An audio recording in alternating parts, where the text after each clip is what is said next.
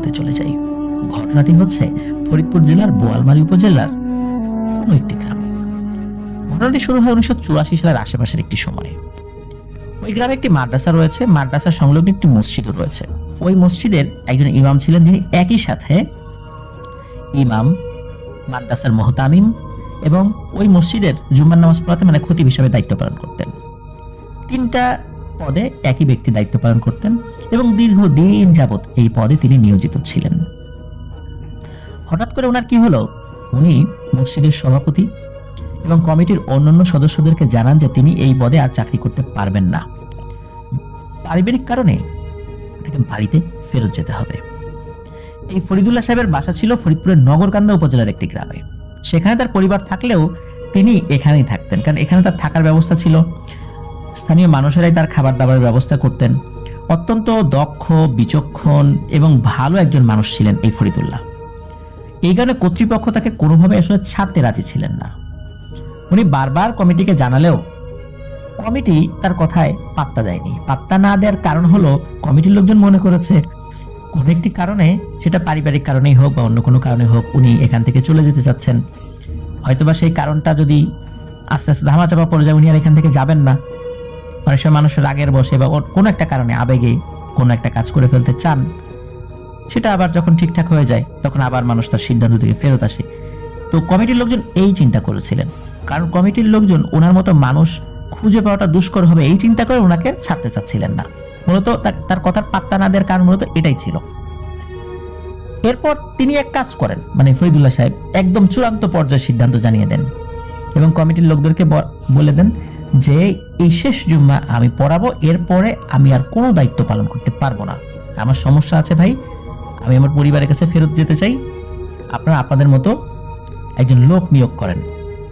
ওই সময়ে কমিটির লোকজন বলে যে আপনি যেহেতু 3টা দায়িত্বে ছিলেন, এখন এই 3টা পদের দায়িত্বে একজন আসবেন, আমি আলাদা আলাদাভাবে লোক নিয়োগ করার সামর্থ্য রাখি না।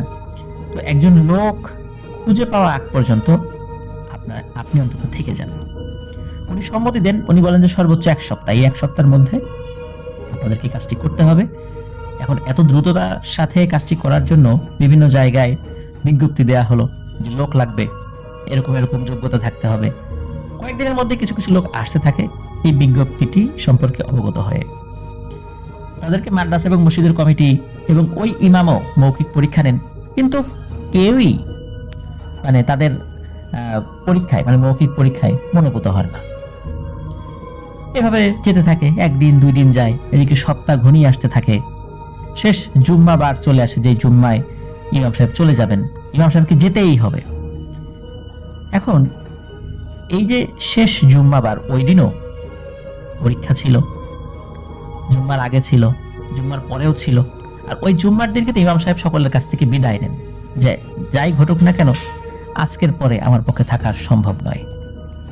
তো জুম্মার পরে পরীক্ষা হয়েছে, আসরের আগ পর্যন্ত যারা এসেছিলেন সকলের পরীক্ষা নেওয়া শেষ, কেউই মনোভূত হলো না তাদের। কমিটির লোকজন উঠে চলে যাচ্ছে। ইমাম সাহেব বেশ উদ্বিগ্ন, মনে হচ্ছিল যে উনি কারোর জন্য অপেক্ষা করছেন, কেউ একজন আসবে। উনি মনে হচ্ছিল এই লোকদের ভিড়ে উনি কাউকে খুঁজছেন। কমিটির লোকজন এটা বুঝতে পেরেছিল। তারা ইমাম সাহেবকে প্রশ্ন করেছিলেন যে ইমাম সাহেব আপনি কি কাউকে খুঁজছেন, আপনি কি কারো আসার কথা? তো ইমাম সাহেব বলছেন যে না, আসলে তেমন একটা কেউ না। মানে উনি বিষয়টা একদম সরাসরি নাও করছেন না, হাও করছেন না, কিন্তু মনে হচ্ছে যে উনি মানে কৌতূহলী হয়ে কারো অপেক্ষায় প্রহর গুনছেন। এর মধ্যে কি হয় যে সবার পরীক্ষা শেষ হয়ে যায়, তারা চূড়ান্ত সিদ্ধান্ত নিতে পারেন না। তারপরও একেবারেই আসলে না নেওয়ার থেকে কিছু কিছু লোককে তারা তালিকায় রাখেন যে একদম না পাওয়া গেলে এদের মধ্যে থেকে আমরা কোনো একজনকে পরামর্শ সাপেক্ষে বেছে নেব। হঠাৎ করে একজন লোক আসেন, খালি পা, পোশাক আশাক একদম ময়লা বলতে হবে, কিন্তু চেহারা স্রোত মাশাআল্লাহ ভালো, মধ্যবয়স্ক একজন মানুষ। তো উনি এসে সালাম দেন। তখন কিন্তু এই কমিটির লোকজন বের হয়ে চলে যাচ্ছে। উনি এসে বলেন আচ্ছা পরীক্ষা কি শেষ? আসলে আমি তো অনেক দূর থেকে এসেছি, অনেকটা পথ হেঁটেও আসতে হয়েছে, আমার কাছে তো আসলে টাকা পয়সা ছিল না, এই কারণে আমার দেরি হয়ে গেল। পরীক্ষা কি শেষ হয়ে গেছে? আমি তো পরীক্ষাটা দেওয়ার জন্য এসেছিলাম। তখন কমিটির লোকজন বলে হ্যাঁ পরীক্ষা তো শেষ, আপনি এত দেরি করলেন কেন? এভাবে কথা হচ্ছে, এর মধ্যে থেকে ইমাম সাহেব এগিয়ে এসেছেন। ইমাম সাহেব এগিয়ে আসার পর তাকে দেখার সাথে সাথে ইমাম সাহেব হেসে দেন এবং তাকে দেখে খুব অবাকও হয়েছেন ইমাম সাহেব। ইমাম সাহেব তাকে সালাম দিয়ে জিজ্ঞেস করেন যে, হুজুর আপনি এসেছেন, এত দেরি হলো কেন আপনার আসতে? তখন ওই লোকটি সালামের উত্তর দিয়ে বলেন যে, আসলে আমার তো টাকা পয়সা নেই, অনেকটা পথ আমাকে পায়ে হেঁটে আসতে হয়েছে, এই কারণেই মূলত দেরি হয়েছে, আর কিছুটা পথ গাড়িতে এসেছি যদিও। আমার পরীক্ষাটা কি নেওয়া যাবে? তখন ইমাম সাহেব কমিটির লোকদেরকে অনুরোধ করেন যে ওনার পরীক্ষাটা নেন। কমিটির লোকজন বলেন কি, ইনি কি আপনার পরিচিত? তখন ইমাম সাহেব বলেন যে, জি উনি আমার পরিচিত, ওনাকে আমি দেখেছি আগে, আর ওনাকে আসার জন্য আমি খবরও পাঠিয়েছিলাম, কিন্তু উনি আসবেন কি আসবেন না এই বিষয়ে আমি নিশ্চিত ছিলাম না, যার কারণে আমি আপনাদেরকে একদম ক্লিয়ারলি বলতে পারিনি কিছু। যাই হোক, কমিটির লোকজন আবার বসেন, ওনার পরীক্ষা নিয়ে শুরু করেন। ওনার সুরেলা কণ্ঠের তেলাওয়াত শুনে সকলে মুগ্ধ হয়ে যান। এরপর ইসলামের বিভিন্ন মৌলিক বিষয়ে ওনাকে যখন জিজ্ঞেস করা হয়, উনি সেই বিষয়গুলোর উপর এত সুন্দরভাবে বক্তৃতা শুরু করেন, সকলেই অবাক হয়ে যান যে এমন একজন ব্যক্তি এতদিন কোথায় ছিল। এবং ফরিদুল্লাহ সাহেব সকলকে আশ্বস্ত করেন যে আমি চলে যাওয়ার পরও আশা করছি আপনারা আমার থেকে অনেক অনেক গুণ ভালো একজন ব্যক্তি পেয়েছেন। সকলে খুশি হন। ফরিদুল্লাহ সাহেবকে সকলে অন্তর থেকে দোয়া করেন এবং তাকে বিদায় দেন। এবং নতুন যিনি ইমাম সাহেব, তাকে এই মাদ্রাসার মুহতামিম মানে প্রধান শিক্ষক, মসজিদের ইমাম প্লাস মসজিদের খতিব যিনি জুম্মার নামাজ পড়ান আর কি, এই তিনটা দায়িত্বে তাকে নিয়োজিত করেন। তিনি তার দায়িত্ব পালন শুরু করেন। এভাবে উনি দায়িত্ব পালন করছেন। তার আচার আচরণ, কথাবার্তা, চালচলন, এভরিথিং সবকিছু ছিল আসলে অমায়িক। সকলেই তার প্রশংসা করতেন, ভালোবাসতেন, শ্রদ্ধা করতেন।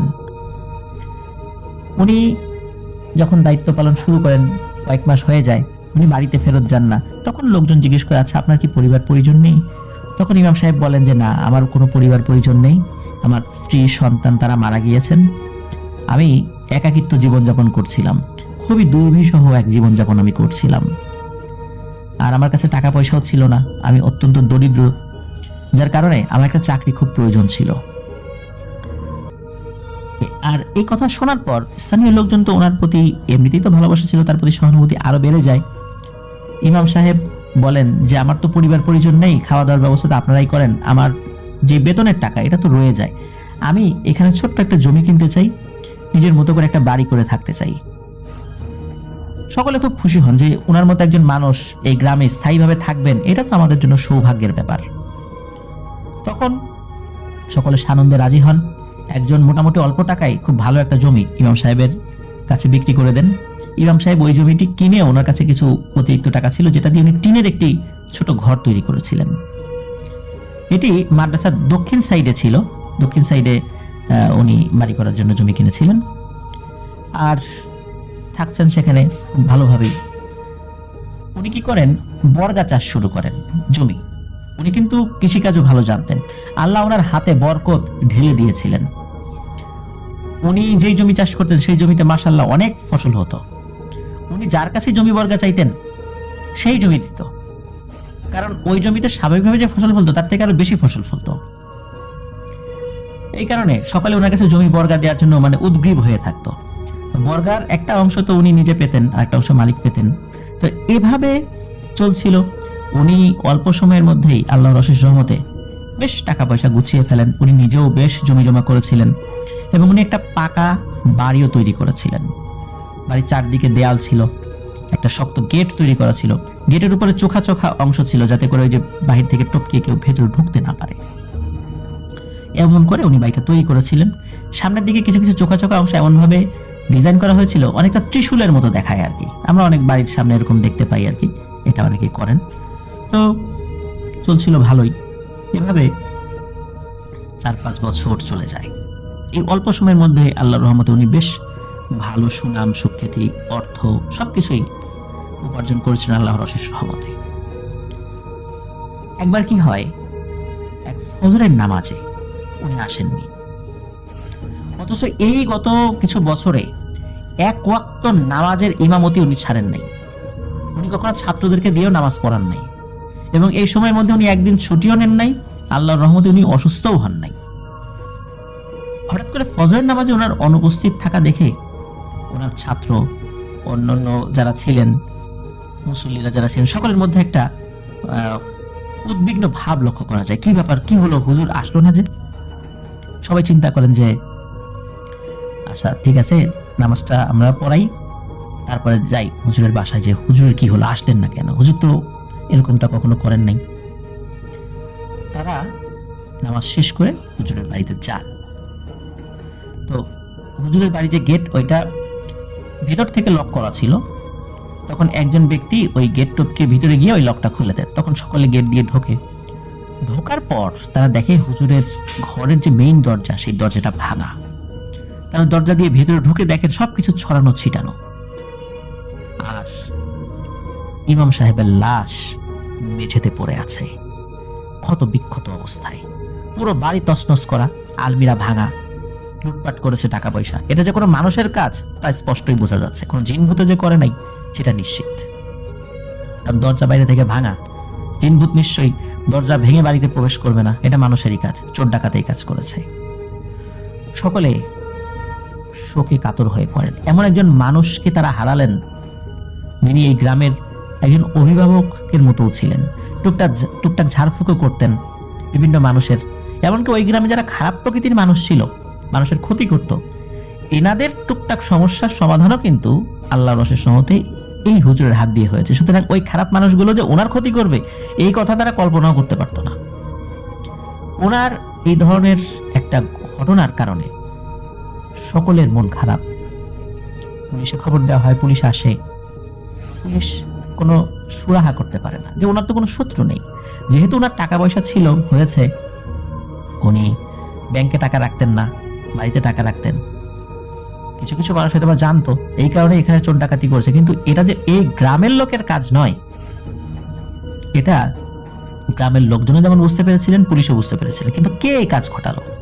পুলিশ তাদের মতো করে তদন্ত করলেও সেভাবে আসলে এই বিষয়টি সুরাহা হয়নি। এভাবে চলছিল। ইমাম সাহেব মারা যাওয়ার 1 থেকে 1.5 মাস পরে বেশ কিছু অদ্ভুত ঘটনা ঘটতে শুরু করে।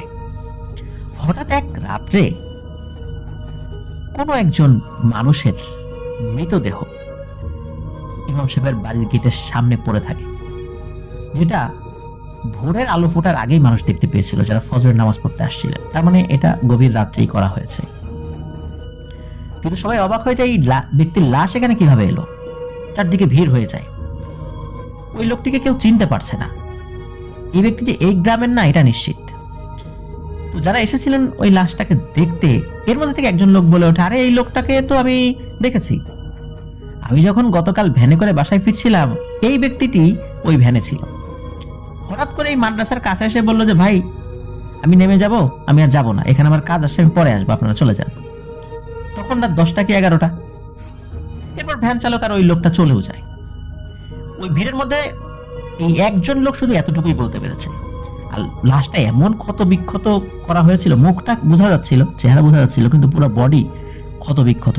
মনে হচ্ছে ধারালো কোনো কিছু দিয়ে কুপিয়ে লোকটিকে হত্যা করা হয়েছে। পুলিশে খবর দেওয়া হয়, পুলিশ লাশটি নিয়ে যায়, পোস্টমর্টেম করে। কে বা কারা এটা হত্যা করলো সেটা তারা তদন্ত করতে থাকে, কিন্তু এর কোনো সুরাহা পাওয়া যায় না বা সুরাহা করতে পারে না। এই ঘটনার 5 থেকে 7 দিন পর আবার একজন ব্যক্তির লাশ ইমাম সাহেবের গেটের সামনে পাওয়া যায়। আবার সবাই দেখার জন্য চারদিকে ভিড় জমায়, সকলে লাশ দেখতে আসে। এর মধ্যে দেখে আবার একজন বলে ওঠে, আরে এই লোক, একে তো গতকালকে আমরা ভ্যান নিয়ে আসার সময় ওই ভ্যানে দেখতে পেয়েছিলাম, আমাদের সাথেই ছিল, আমরা 4 জন ছিলাম। ওই লোকটা বলে যে আমি মাদ্রাসার পাশে নামবো, একটু কাজ আছে, তোমরা চলে যাও। তো ওনার নাকি এই জায়গায় কার সাথে টাকা পয়সার হিসাব নিকাশ আছে, এটা বলে উনি নাকি নেমে গিয়েছিলেন।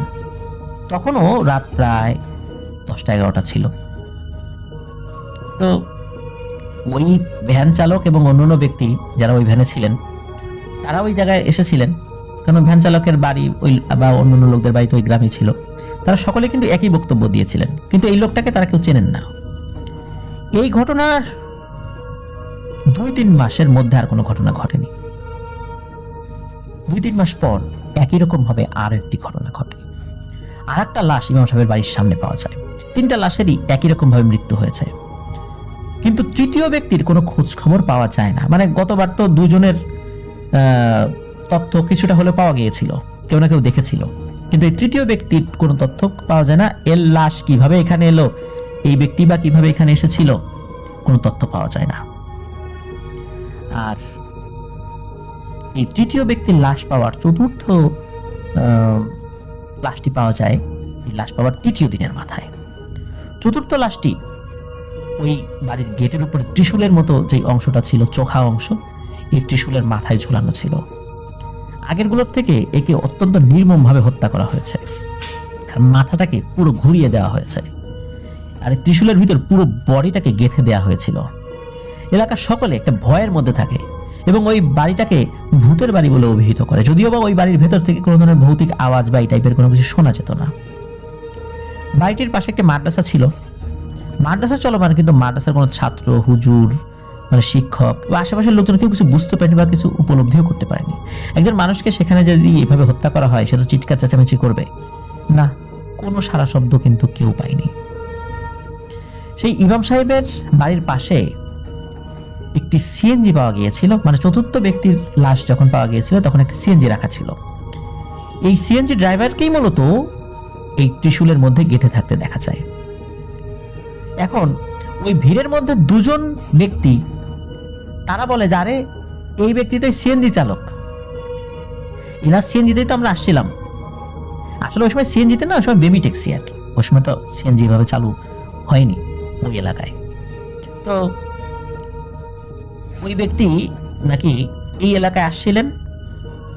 এই এলাকায় আসছিলেন বলতে ওই যে দুজন লোক ওই এলাকার ছিলেন আর কি, তারা বলেন যে আমরা তো আমাদের এলাকায় আসবো। তখন এই টেম্পোওয়ালাকে বললাম যে আপনি কি যাবেন?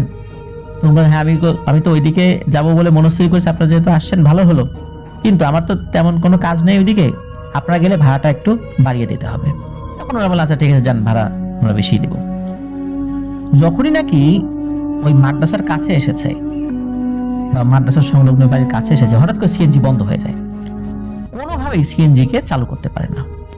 তখন সিএনজি চালক বলে ভাই আমি তো আর স্টার্ট দিতে পারছি না, মানে ওই বেবি ট্যাক্সি আর কি, তো আপনারা চলে যান, আমি দেখি কি করা যায় এটা, বা আমিও অন্যদিকে চলে যাই, সকালে এসে আমি আমার এই গাড়িটা ঠিক করব। তো কথাবার্তা বলার মাঝেই নাকি কোথা থেকে একটা ভ্যান চলে আসে, সকলে সেই ভ্যানওয়ালাকে দাঁড় করায় এবং ওই গাড়ির যিনি ড্রাইভার তিনি ওই ভ্যানে অন্য যাত্রীদেরকে তুলে দেন। এই ঘটনা এই পর্যন্তই। এরপরে মূলত ওই টেম্পো চালকের লাশ ওখানে পাওয়া যায়। ওদিকে পূর্বের যিনি ইমাম সাহেব অর্থাৎ ফরিদ সাহেব, উনি ওই চতুর্থ লাশ পাওয়ার পর উনি এসেছিলেন। সকলের প্রশ্ন, আচ্ছা আপনি কিভাবে জানলেন যে এখানে লাশ পাওয়া গেছে, আপনি এই লাশের জানাজা করার জন্য আসছেন? অদ্ভুত ব্যাপার তো। তখন এই ফরিদ সাহেব বলেন, আমি জানতে পেরেছি এই মাদ্রাসায় কেউ একজন মারা গেছে এবং আমাকে বলা হয়েছে যে আমি যেন তার জানাজায় শরীক হই। 4টা খুন কিভাবে হলো, কেন হলো, মানুষ কিন্তু তখন কিছু জানে না। অনেকভাবে জানার চেষ্টা করা হয়েছিল, কেউ কিন্তু কোনো তথ্য পায়নি। তখন পূর্বের সেই ইমাম সাহেব মানে ফরিদ সাহেব কিছু ঘটনা বলেন, সকলকে অবাক করে দিয়ে তিনি বলেন যে আসলে এই ব্যক্তিরা তারা তাদের কৃতকর্মের সাজা পেয়েছে, এটাই হওয়া উচিত ছিল তাদের সাথে, কারণ এমন কোনো প্রমাণ ছিল না যে প্রমাণ দিয়ে এই ব্যক্তিদেরকে শাস্তির আওতায় আনা যেত। তখন সকলে বললেন আপনি এটা কিভাবে জানলেন বা কেনই বা তাদের সাথে এটা হবে? তখন ইমাম সাহেব বেশ কিছু বছর আগের ঘটনার কথা তিনি বলেন। তারা বলেন যে আপনাদের কি মনে আছে যে আমি একজন ব্যক্তিকে, মানে এখানকার যিনি ইমাম সাহেব ছিলেন তিনি মারা গেছেন, তাকে হত্যা করা হয়েছে, তাকে দেখে আমি বলেছিলাম যে আপনি এসেছেন, আসতে তো দেরি হলো কেন? আসলে এই লোকটি আমার পরিচিত ছিল না।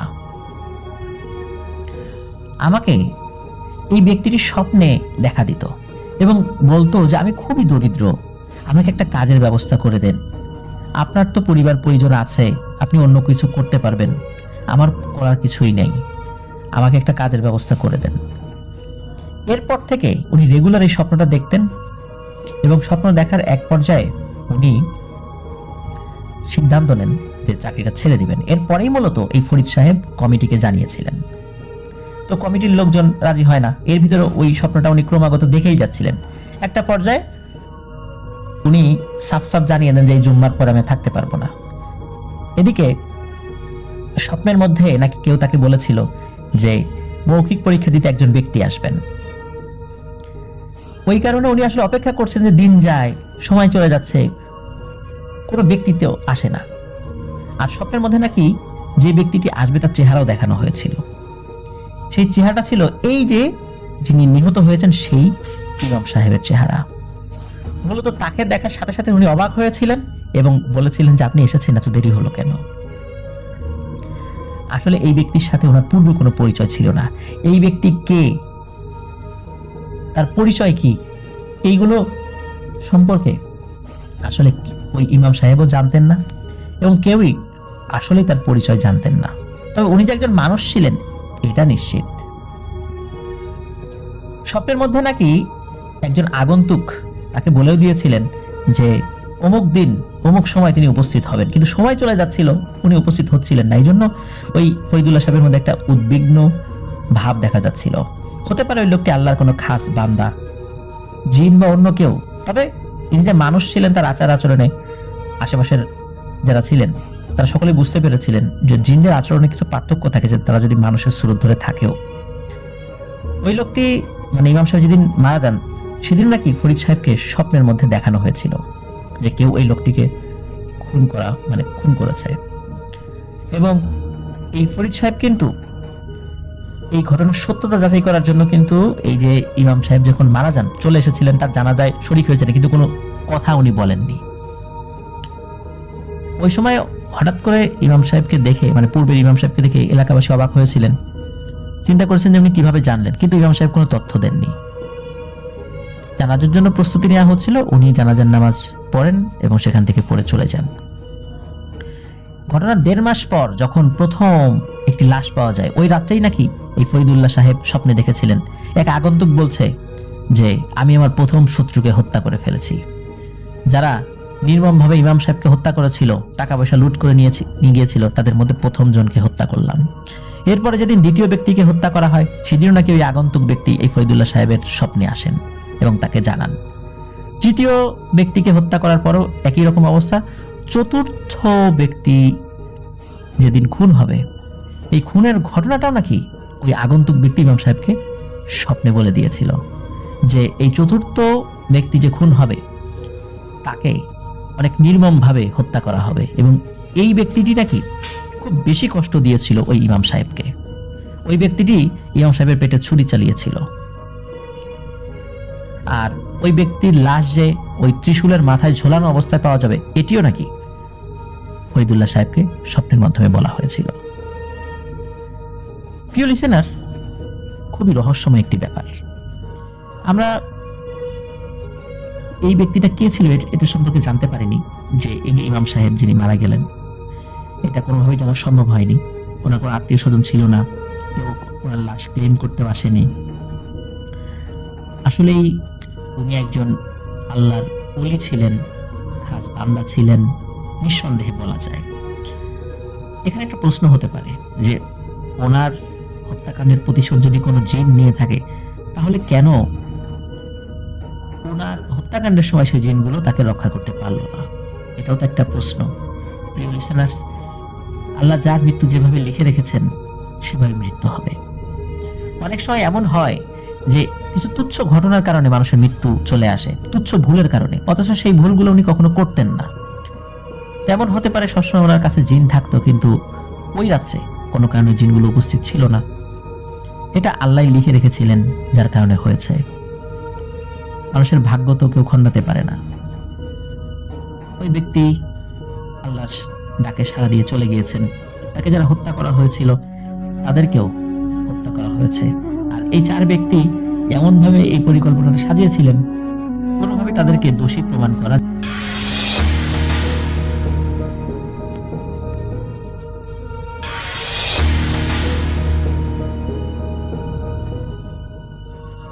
চলে যাচ্ছে আরমানে পাঠানো ঘটনায়।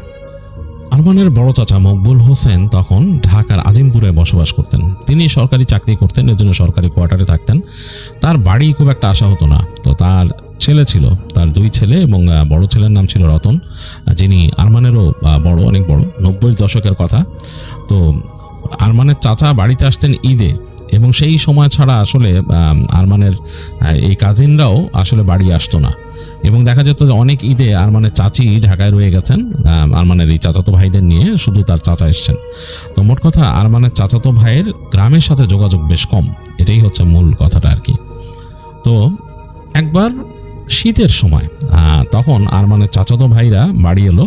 তখন তারা বাড়ি এসছে এবং অনেক দিন পরে এসছে, এবং কোনো কারণে তারা বেশ এবার খুব আনন্দিত। তার বাবার প্রমোশন হয়েছে এবং তারা এই শীতে এসছে বাড়িতে পিঠা খেতে। তো বেশ ভালো কথা।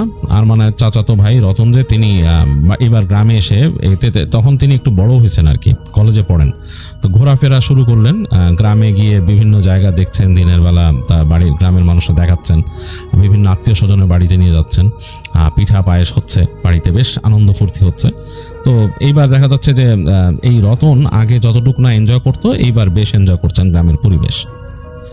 তো আরমানের এক চাচা, তিনি তার ছোট চাচা আর কি, তার সাইকেল ছিল। রতন গ্রামের সেই সাইকেল চালানোর জন্য ব্যস্ত হয়ে গেলেন, এবং রতন সেই সাইকেলটা তার যে চাচার কাছ থেকে কালেক্ট করে বললেন যে এটা সে চালাবেন। তো চাচা তাকে সাইকেলটা দিল, দেখালো, বললো যে গ্রামের রাস্তায় চালানো কিন্তু একটু কঠিন, ভ্যান গাড়ি আসে ইত্যাদি ইত্যাদি, এবং রাস্তা খুব মসৃণ না শহরের মতো, আর বেশি দূর জানে না যায় সে সাইকেল নিয়ে, এইসব বলে টলে তাকে সাইকেল দিল রতনকে। তো রতন নাকি সেই সাইকেল নিয়ে বেশ ঘোরাফেরা শুরু করলো, এবং সবচেয়ে মজার ব্যাপার হচ্ছে যে সাইকেলের রাতে চালানোর জন্য বা রাতে এটা লাইট জ্বালানোর জন্য এটার মধ্যে একটা ছোট্ট একটা ডায়নামো ছিল। সেই ডায়নামোটা চাকার সাথে লাগানো, এটা চাকার রিমের সাথে লেগে নাকি ঘুরতো, এবং ঘুরলে সামনে লাইট জ্বলতো। তো যাই হোক, রতন সেই সাইকেল নিয়ে বেশ ঘোরাফেরা করলো। বিকেলে চলে যেত গ্রামের দক্ষিণ দিকে, কারণ সেই জায়গাটাই সে মোটামুটি চিনছে, কারণ ওইখান দিয়ে তাদের সেই গ্রামে আসার জন্য যে লঞ্চ ঘাট, সেটাই দক্ষিণ দিকে। তো রতন যেহেতু তার বাবা মার সাথে খুব বেশি আসে নাই, তো মোটামুটি তার চোখে ধরা পড়ে সেই লঞ্চ ঘাট দিয়ে যে আসার রাস্তা গ্রামে, এই রাস্তাটাই। রতনের কাছে বেশ লাগতো। রতন সাইকেল নিয়ে বেরোতো বিকেলবেলা, এদিক ওদিক দেখতে দেখতে, বেশ সুন্দর পরিবেশ, এবং সে চলে যেত গ্রামের সেই বাজারে, সেখানে যে সে চা খেত, এটা ওইটা খেত, এবং পরিচিত 2-1 মানুষের সাথে পরিচয় হয়েছিল, বন্ধুর মতো তাদের সাথে গল্পগুজব করে যখন নাকি একটু একটু মানে সন্ধ্যা ঘনিয়ে আসতো, তখন সে বাড়িতে সাইকেল নিয়ে চলে আসতো। তো এইভাবেই রতন 2-4 দিন পার করে দেয়, এবং এইবার তার কাছে বেশ ভালো লাগছে। মানে সে মনে মনে রিগ্রেট করতেছে যে আমি কেন গ্রামে আসি না, মাঝে মাঝে আসলে তো বেশ ভালোই লাগে, আর শীতটা তো বেশ মানে আনন্দের, মানে বেশ মজা লাগতেছে, কারণ মোটা কাপড় চোপড় পরে চলাফেরা করা যায়, পরিবেশটা সম্পূর্ণ ভিন্ন। ঢাকার পরিবেশটা একেবারেই শহুরে, আর এখান থেকে একটু ডিফারেন্ট। তো যাই হোক, রতন গ্রামের দক্ষিণ দিকটা ভালো মতো চিনলেও উত্তর দিকে কিন্তু তার একেবারে যাওয়াই হয়নি। তা সে বিভিন্ন সময় তাকাতো, মানে বাসার থেকে বের হয়ে এদিকে তাকাতো, হেঁটে দেখতো যে উত্তর দিকে রাস্তা চলে গেছে অনেক দূর, এবং ওখানে গিয়ে সে দেখতে পেতো এখান থেকেই যে এখানে একদম রাস্তা 2 পাশ থেকে গাছগাছালি দিয়ে একদম ছেয়ে গেছে, এবং রাস্তাটা বাঁকিয়ে দূরে বাঁকা দেখা যাচ্ছে। তো ওইদিকে তার যাওয়া হয় নাই, আর সে যেহেতু চেনে না, নিজেও সাহস করে কোনদিন বের হয়নি। তো একদিন এরকম সন্ধ্যার পর রতন বের হয়ে বাসার থেকে বের হয়ে সামনে রাস্তার পর দাঁড়ায় আছে, চিন্তা করতেছে যে এই বাঁ দিকে রাস্তাটা কত দূর গেছে। এবং ওই দিন খুব সুন্দর চাঁদ উঠছিল আকাশে, বেশ আলো পড়ছে, এবং সেই শীতের কুয়াশা ছাওয়া রাস্তার উপর চাঁদের আলোটা পড়ে চকচক করতেছে। এবং তাদের বাসায়ও ওই দিন পিঠা পায়েসের বেশ আয়োজন হচ্ছে, বাসার মধ্যে বেশ শোরগোল শব্দ পাচ্ছে। উঠানের মধ্যে চুলা একটা আছে কর্নারে, সেটা জ্বালানো হয়েছে, এবং সেটা দাউ দাউ করে চুলা জ্বলতেছে, বেশ বড় হাঁড়ি বসানো হচ্ছে, সেখানে রস তৈরি করতেছে, মানে বেশ কঠিন অবস্থা আয়োজন। তো রতন চিন্তা করলো যে বাসায় এখন বসে থেকে কী করবো, আর অন্যান্য যারা কাজিন আছে তারাও ব্যস্ত, সবাই মোটামুটি এগুলো নিয়েই ব্যস্ত আছে। তার ছোট চাচাও বাসায় নাই, বাইরে চলে গেছে, আর চাচাতো ভাইরা তাদের সাথেও সময় কাটানোর মতো তেমন কিছু নেই। তো রতন নাকি তখন তার মাথায় আসে যে আমি আজকে ওদিকে যাব। তো সে তার সাইকেলটা নিয়ে আস্তে করে বের হয়ে আসে, কাউকে কিছু বলে না, কারণ কেউ যদি হঠাৎ দেখে জিজ্ঞেস করে যে কই যাইতেছিস, তো এই জন্য সে আর কোনো উত্তর না দিয়ে শাস্তি করে সাইকেলটা নিয়ে বের হয়। তার শরীরের মধ্যে জ্যাকেট পরা, এবং ভেতরে আবার একটা সোয়েটারও আছে, এরকম একটা অবস্থা।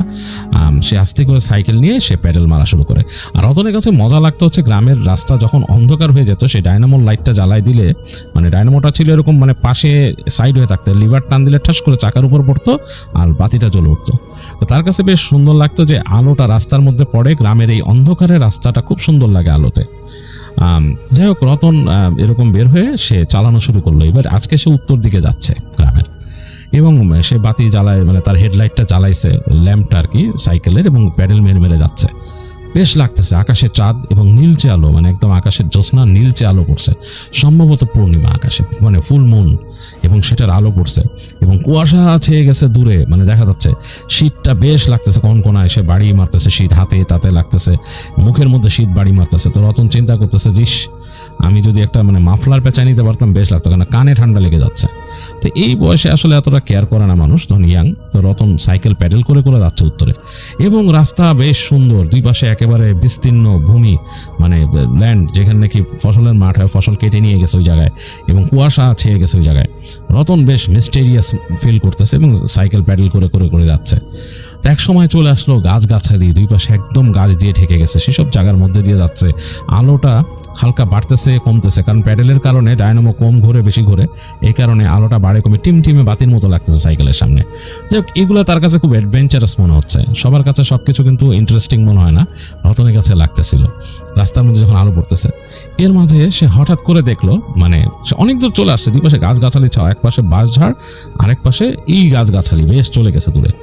হঠাৎ করে তার সেই লাইটটা একটুখানি যে পড়লো, রাস্তার মধ্যে কিছু একটা কুকুরের মতো তাকায় আছে তার দিকে, এবং কুকুরটা হাঁ করে আছে, কিন্তু সে ভালো মতো বুঝলো এটা কুকুর না, একটার পেছনে একটা শিয়াল, কয়েকটা শিয়াল।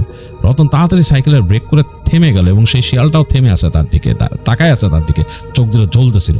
রতন একটু ভয় পাইছে আর কি আসলে এরকম শিয়াল দুই তিনটা দেখে। তারপর দেখলো ফুট করে দৌড় দিয়ে রাস্তার ওই পাশে চলে গেল শিয়ালগুলা, মানে গাছের মধ্যে ঢুকে গেল। এবার সে চিন্তা করলো, ধুর শিয়াল দেখছি কি হয়েছে, মানে মজাই তো, দেখতেও খুব কিউট মনে হয়েছে, মানে রতনের কাছে মনে হয়েছে শিয়াল বেশ কিউট। তো যাই হোক, সে আর কোনো কথা না বলে সে আবার সাইকেল প্যাডেল মারা শুরু করলো, এবং তার কাছে কিন্তু খুব অসাধারণ লাগতেছে, এবং রাস্তাটা মানে ইট বিছানো রাস্তা, ইটের উপর দিয়ে বালি মাটি পড়ে গেছে এরকম। সাইকেল চলছে চলছে চলছে, গাছগাছালি পার হয়ে আবার ফাঁকা জায়গায় বের হলো। এরপর সে ঘুরে একদিক দিয়ে ঢুকলো, সেখানে দেখলো সুপারি গাছ দুই পাশে, এবং রাস্তাটা আস্তে আস্তে এবার দেখলো যে এঁকে বেঁকে যাচ্ছে, মানে একেবারে ইংরেজি এস অক্ষর যেভাবে মানে পেঁচায় যায় সেইভাবে পেঁচায় যাচ্ছে। দুই পাশে দেখতেছে বেশ কিছু ঘাস টাস বড় হয়ে আছে রাস্তার উপরে, কুয়াশা ছেয়ে গেছে, এবং রতনের কাছে একটু অবাক লাগলো যে গ্রামটাকে এইভাবে সে কখনো দেখে নাই। সে আবার প্যাডেল মারতেছে, এবং তার কিন্তু প্যাডেল মারতে মারতে শরীর গরম হয়ে গেছে এখন আর সে সেই ঠান্ডাটা এত ফিল করতেছে না। তো সে প্যাডেল করে যাচ্ছে, এবং দূরে দেখা যাচ্ছে অনেক কিছু, মানে মানে মনে হচ্ছে তারাগুলো, মানে আকাশের যেহেতু আকাশ পরিষ্কার, তারাগুলো মনে হচ্ছে নেমে আসছে নিচের দিকে, এরকম লাগতেছে। তো মানে খুব এনজয় করতেছে সে। একটা সময় দেখলো যে শিয়াল ডাকা শুরু করছে দূরে, অনেক দূরে শিয়াল ডাকতেছে। তো রতন চিন্তা করলো, এখন তো রাত এত গভীর হয় না, এইভাবে শিয়াল কি এই আর্লি ডাকে?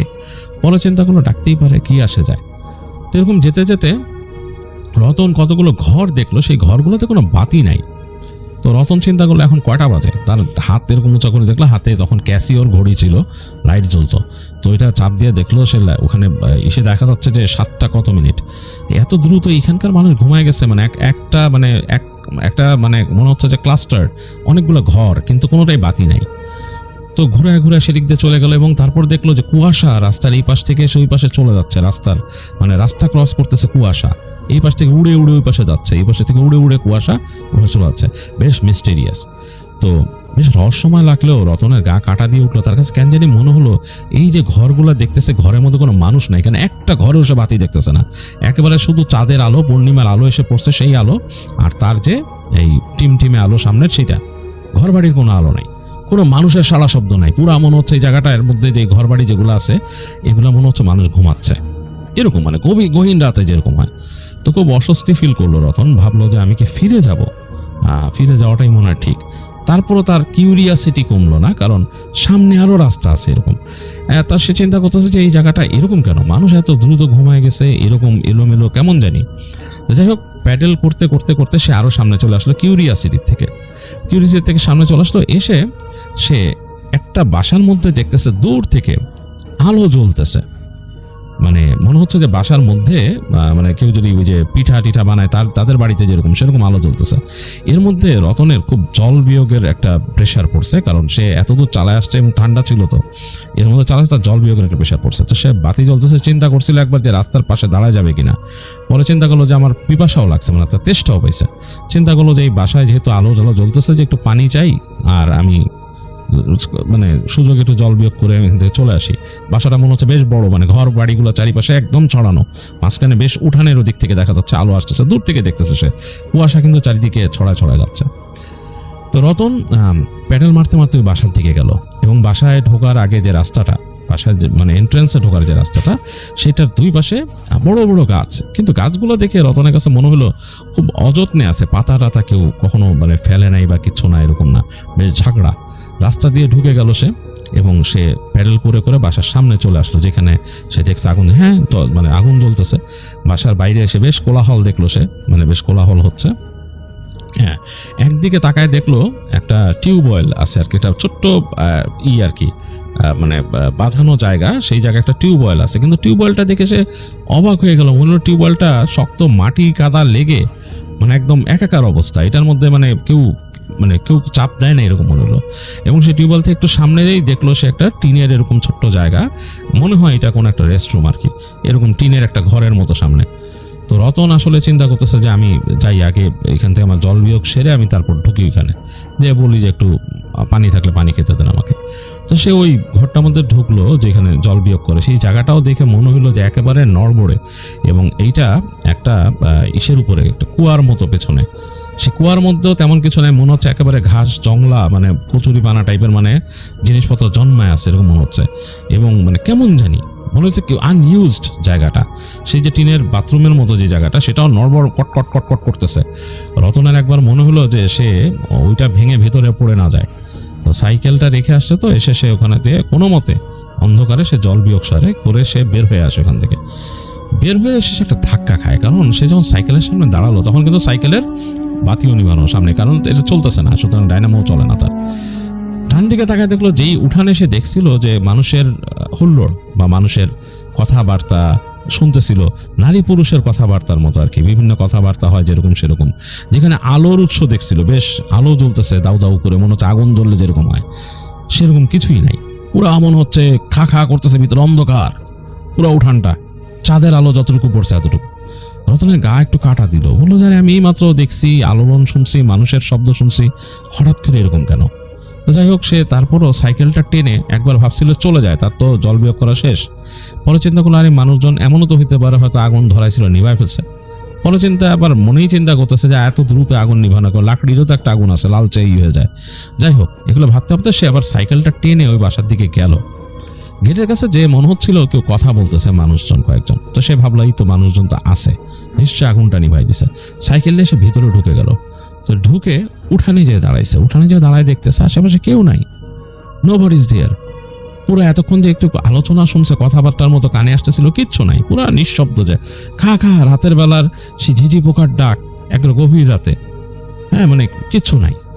রতনের গা ভালো মতো কাটা দিয়ে গেল। সে চিন্তা করলো জারি মানে ব্যাপারটা কি, পানি চাও তো দূরের কথা, কেউই তো নাই। সাইকেলটাকে রেখে সে ওই যে একটা স্ট্যান্ডের মতো আছে সাইকেল, ওইটা স্ট্যান্ড করে দিয়ে সে হেঁটে গেল সামনের যে ঘরটা প্রথম দেয়া আছে, যে খেয়াল করলো যে এই ঘরের কোনো দরজা নাই, খোলা খটখটে একটা খোলা জায়গা, এবং এই ঘরটা তৈরি করা হয়েছে বেড়া দিয়ে, এবং সেই বেড়াও মনে হচ্ছে শত ছিন্ন বেড়া আর কি। এবং আগুন জ্বালার মতো কোনো স্পট নেই এখানে, যে চুলা যে বানানো থাকে মাটি দিয়ে ডেও, ওরকম কিছুই নাই। এক পাশে দেখে মনে হচ্ছে যে গর্তর মতো হয়ে আছে, মানে সোজা কথা এই যে ঘরগুলো আছে এগুলো দেখে মনে হচ্ছে রুইন। উপরে যে সে খেয়াল করে দেখলো টিনের চাল একটা, সেটার এক পাশে টিনও নাই। রতনের গা ভালো মতো কাটা দিয়ে গেল। সে বুঝলো আর এখান থেকে থাকে না, আমি এগুলো কি শুনছি আর আগুন কোত্থেকে দেখলাম।